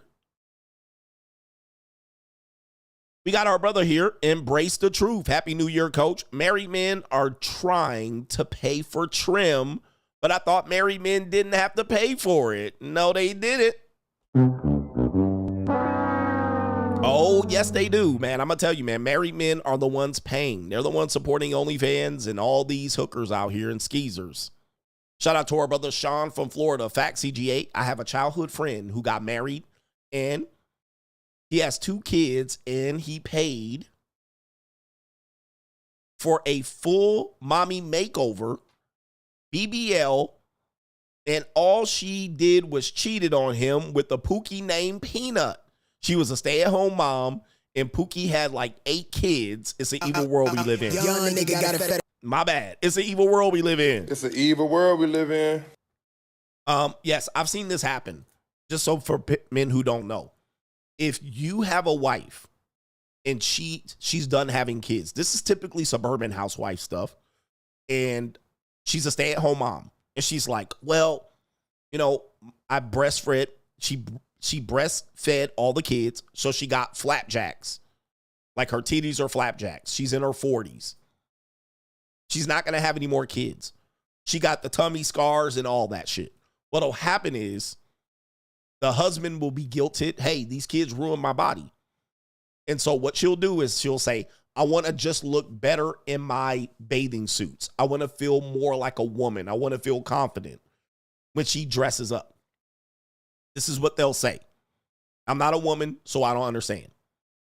But it's not because this is what they'll say. It's kind of like when they say they use Botox because they have migraine headaches. They say, I just want to feel better in my clothes. Okay, so what'll happen is you'll give them the mommy makeover. You'll get her a titty lift. You'll get her some new titties. You'll give her the mommy makeover, the stomach, mommy makeover stomach shit, right? You'll get her the whole thing. And she'll go up in there and chopped and screwed. When she get them titties,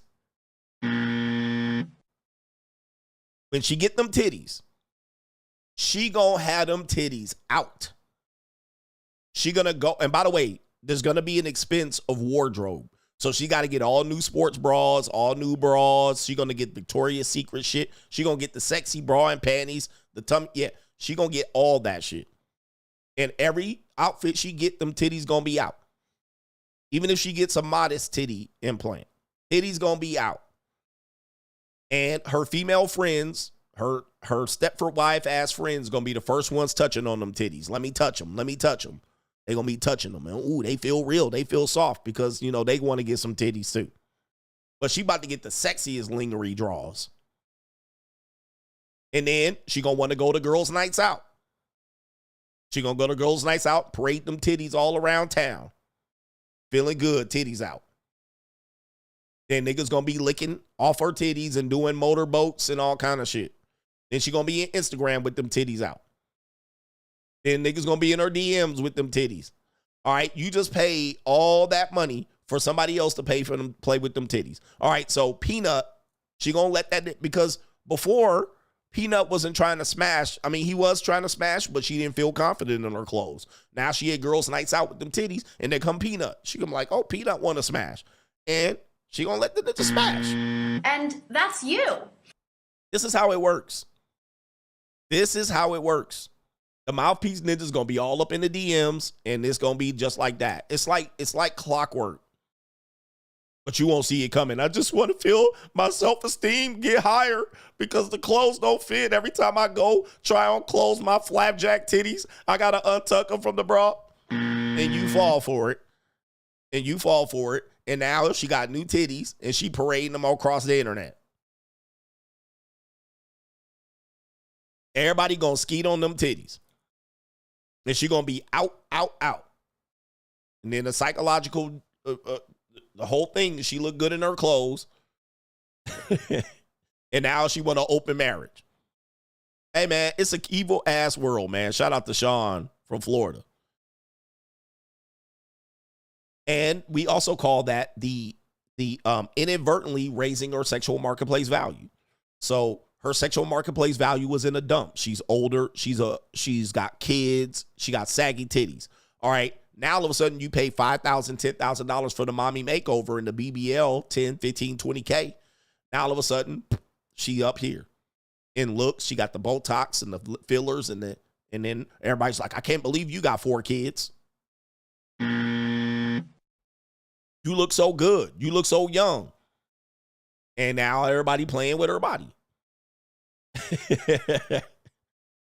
It's that easy. And if you thinking it's not going to happen, go ahead and roll the dice.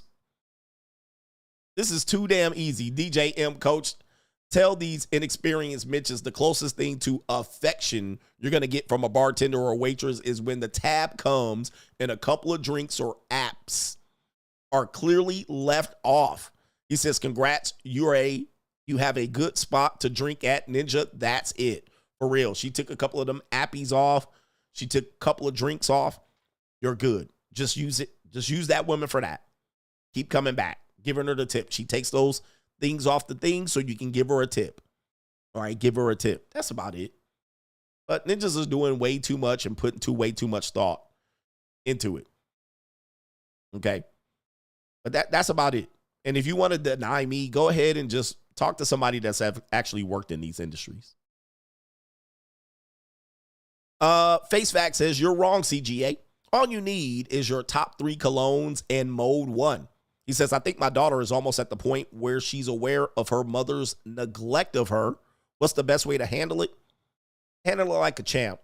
If she's aware of it, don't constantly hound on the situation because mistake number 1, your daughter will always identify with the pain of the mother. So while she sees it, just reinforce the situation. Don't pound it on her and say, see, your mother ain't shit. Because kids are automatically going to be more emotional about the woman and her plight, the mother. So just let her recognize it and talk about how you'll be there to correct in a situation where your mother cannot. All right. Say the mother cannot do this at this moment. Okay, maybe she'll get better. All right, but if you keep telling you, see, your mama ain't shit, the kid's going to go trauma bond with the mom, and you lost your daughter. All right, trust me, I know this. All right, and so kids naturally have an inclination to feel if the mother fails, it's somebody else's fault. They'll sympathize. Whereas the father fails, it's his fault. Fuck him. He a deadbeat. You know, we have a natural understanding and belief where women are less than and incapable of and always a victim. So the kids will pick up on that and they'll bond with the mother. And the mother will be down and out, down in the dumps, cheating, right? Drug addict. And the kids will still fucking bond with the mom and ride that pain out until both of them kids are fucked up. Right? Until the daughter and the mom are in dire straits fucked up. They'll do it. They'll do it. So be careful with that. Don't badmouth the mom too much because the kid's going to eventually go, okay, I'll go with the mom then. He said that's unfair. All right, but yeah, man. So don't badmouth the mom too much. It's kind of like punching down. Even though in our world today we're supposedly equal, we're not equal at all. Men and women are not equal in any capacity. Not even in terms of what babies and how children perceive mom and dad. There's a video of where we're in overtime now. There's a video of the dad getting hit on the head and the dad crying and the kid laughing. Then the mom gets hit over the head and the mom starts crying and the kid immediately jumps to the mom. So the dad hits himself on the head 3 times. The kid laughs. The mom gets hit on the head once, cries. The kid immediately, oh, what happened? So we know, even children know distinctively that we're different and that we suffer from pain and emotions very differently. And that one person is more seen as superior and capable of getting over issues as opposed to the other one not capable in getting over issues, strength-wise, emotional, and so forth and so on. All right. Yeah.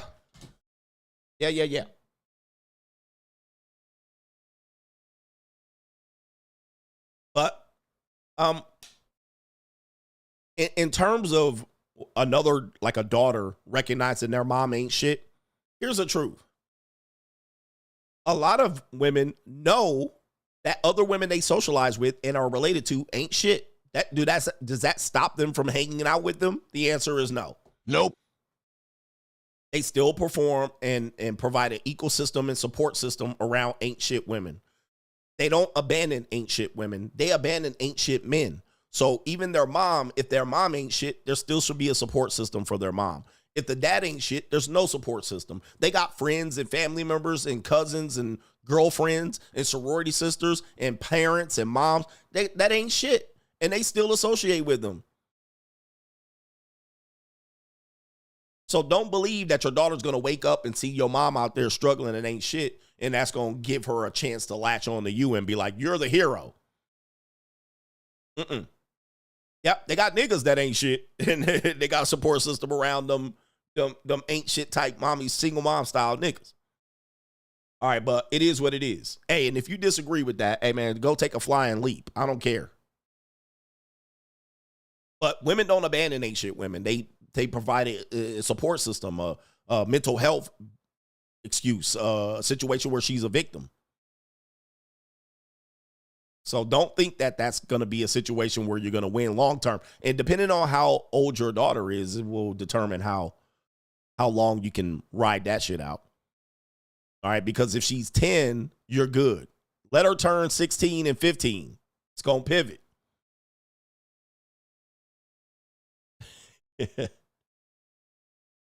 Let's see here. Shout out to Kaylin says, what I've come to realize is that when you gain money, status, and fame as a man, it's damn near impossible to avoid lawsuits and allegations. When you're dealing with women, you can expect them to come. And if you're married facing these allegations, you have to be prepared for your wife to leave you. See, Chance the Rapper.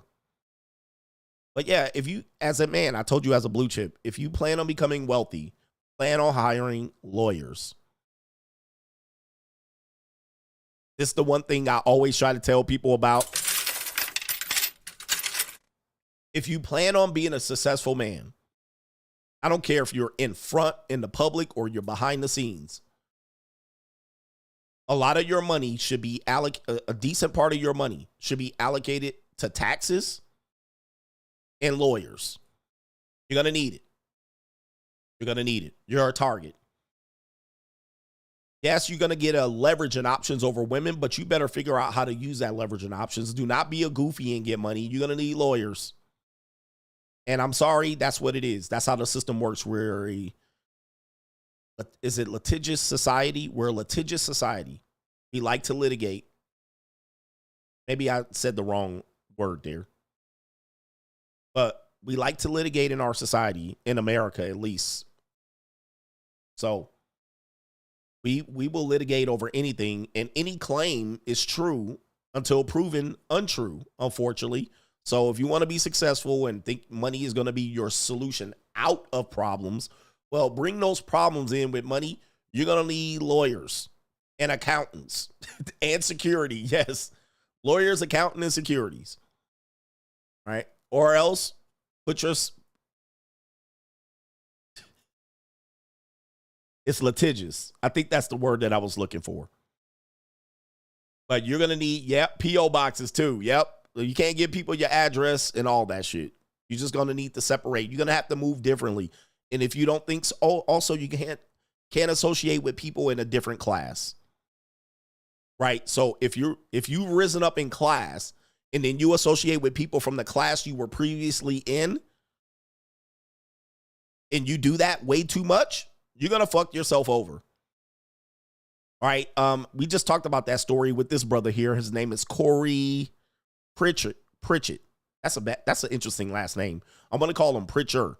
Corey Pritchett. So he was a guy that became famous on social media. He still think he go to the Houston hood and hang out with mob ties and skeezers. Guess what? He found out. I can't hang out with those type of people anymore. I rose up in a different class. I'm in a different echelon. They see me as a target. They see me as a mark. They see me. So I can't trust these individuals and their intentions. They want to be around me, but what are their intentions? They're going to set me up. They're going to prey on me.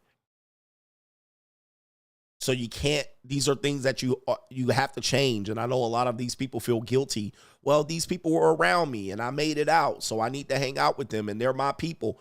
No, they're not anymore. Class separates people more than a lot of other things, race, gender, and all of that. Class will be a different. So when people see you have access to money, they will target you. And I'm going to tell you, it ain't that much money to separate yourself from a different class of people. Literally, you can have access to $5,000 and niggas will kick in your door if they know you got $5,000 in cash. Right? That's how a lot of Asian people get home invasions in San Jose and shit, because they got mattress money. And they'll be plotting over your ass over $15,000 in cash in your spot. Okay? $15K. Now, if you're a guy that has access to money, $15,000 is nothing if you got access to $1 million. Even if you have $500,000 somewhere liquid. $15,000 is not a lot of money. You like, nigga, I would have gave it to you. I would have hooked you up. I would have set you up for $15K. They will rob your motherfucking ass. They will blindfold you and have you on your knees and motherfucking them little plastic handcuffs, pistol whipping you for $15,000. For $10,000, $5,000 in cash. He got $5K up in there cash. They will kick in your door. And you like, bro, I could have parted ways with the $5,000 and not dealt with the trauma. I could have, you know what I mean? You didn't have to go through this shit. They will set you up with 4 niggas and 2 skeezers. Plotting, zip tying your ass, kicking you in the nuts and shit. For $5K. And you like, really? So you guys, you got to realize you got to move differently. You can't be like, well, these my people and these my people. This is my neighborhood. This is, nah, man, you got to go. For some punani. You try to get some punani for free, hanging out with bitches at the bowling alley. And now they got a lawsuit. Now you arrested on an international manhunt with zip ties and shit. Like, I mean, it's a sad reality. You need lawyers. You need security. You need to move to a different neighborhood. You need to start being protected, gated. Start guarding your identity. Don't use your original mailbox as your mailbox delivery. Don't let people know where you live. You can tell them the city, but do not let people know, not even your relatives. It's just how you have to do. Anyway, we got a couple more chats. But thank you for the conversation. Says, shout out to the best run worldwide. He says, God damn it, coach. I'm trying to watch, and not donate, but damn, you be hitting on points. They only get jobs to access the top tier, and she gave up so much. Coach, you're Yoda. Shout out to you, man. Hey, nothing's changed in our world. The only thing changed is, you know, I guess you would call it the Matrix. I hate to call it the Matrix because people then say, when you say that, it's kind of like saying you're a conspiracy theorist. So people can out you. Oh, he said the Matrix. But the only thing that's changed is the system around how we view things. Men and women can be friends. Men and women can work together. Partnership. These are all things that we've been, by generation to generation, people have used propaganda to make us believe these things. It is highly unlikely that men and women can work together, especially that we know that women do aim for top tier men in the workplace. That creates an uncomfortable dynamic in which we've seen people make a ton of money on these type of sexual harassment lawsuits, in which the men were in a higher position and told, oh, you took advantage of your position. Well, we need to stop having these people in the same place, because that's how we did it for many, many years. We just separated ourselves to prevent these things. But of course, we said we could do it. And then guess what? Every week there's a Me Too movement. Every week there's another lawsuit that shows that we can't do this. And it's just too costly to keep doing this over and over again. We fool ourselves in this matrix. And then we believe it. It could happen. It could happen. And then all of a sudden it happens. And then we're like, how dare you? How dare somebody cross these lines? She was at work. How dare you? You know, it's like we're fooling ourselves with this mindset, these ideas. And how much longer can you continue to fool yourself before? Yep. It's like, what? All right, it doesn't work. Your wife out working all day. She's going to have a work husband, a boyfriend, and shit like that. And then you come home, oh, marriage. And then the data shows us it doesn't work. And when it doesn't work, it's a catastrophe. Like, I can understand if it doesn't work, people could just be, oh, that didn't work. And then you got a slap on the wrist. No, when it doesn't work, it's a catastrophe. When marriage doesn't work, it's a catastrophe. Literally, people lose their lives, their livelihood, their ability to work. They go homeless. When it doesn't work, men and women in the workplace, there's $15 million that goes to a woman that was voluntarily getting fucked by multiple men. And she set it up to that, and she walks away with a goddamn golden parachute. Like, you're like, that's terrible.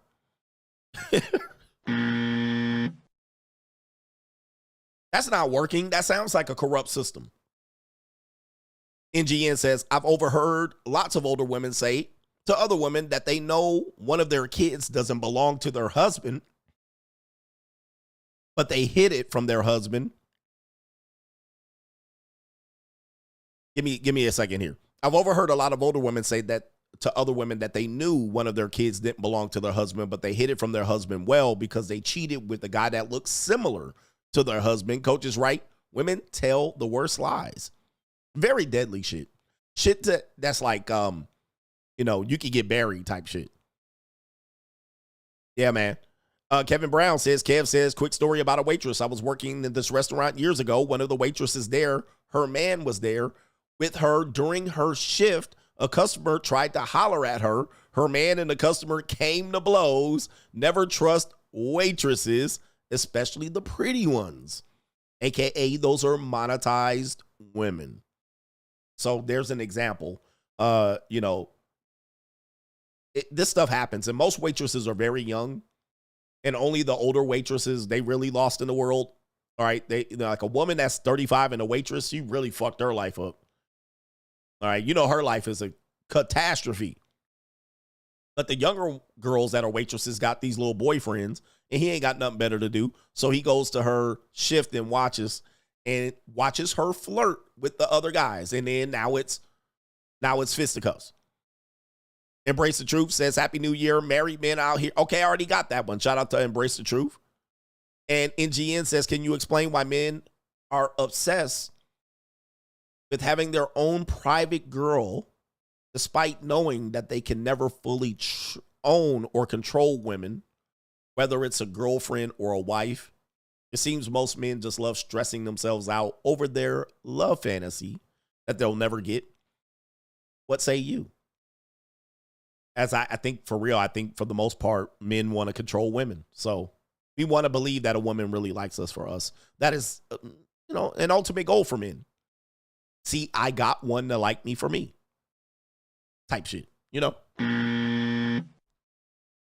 Now, once a man gets over that, then he's called all kind of incels and virgins and shit like that.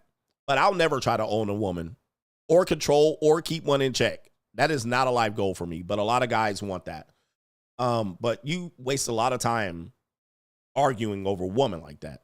Yeah, we got our brother here. In GN, did I see the Hodge twins interview Tommy Sotomayor? It was great. Do you ever plan on doing a show with Tommy? He's the only man that has been canceled more than you. Shout out to them. I did see they did a show, but I didn't get a chance to watch it. So I'll get a chance to watch it. I heard that, though, if you interview Tommy, you're probably going to be demonetized by YouTube. I don't know if that's the truth, but shout out to Tommy Sotomayor and the Hodge twins. And I don't even know if they're monetized. They might not even be monetized. I'm pretty sure. I don't know. They might be demonetized. But shout out to Thomas Sotomayor. He's been demonetized and the platform way more than me. Way more than me. That's a tough gig for him. Shout out to him, and I wish him the best too, because it's tough to survive in this cruel world. No, does he have Patreon? If he has Patreon, then he's good. If he has Patreon, then he's good. Let me make sure I got everything today. I got all my stories. We'll be back tonight. I'm going to go get a little bit of rest. I'm still recovering from a little bit of the 24-hour flu. So I did pretty good. I did better than I expected. But shout out to the Coach Gang. Hit the like button on the way out, and we'll be back tonight. All I can say is peace.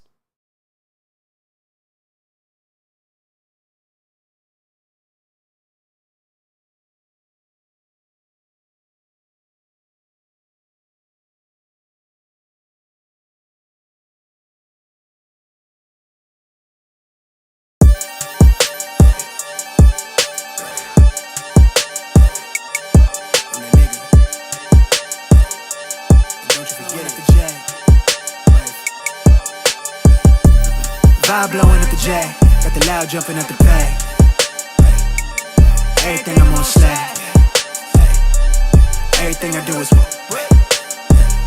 got the Benz jumping at the bay.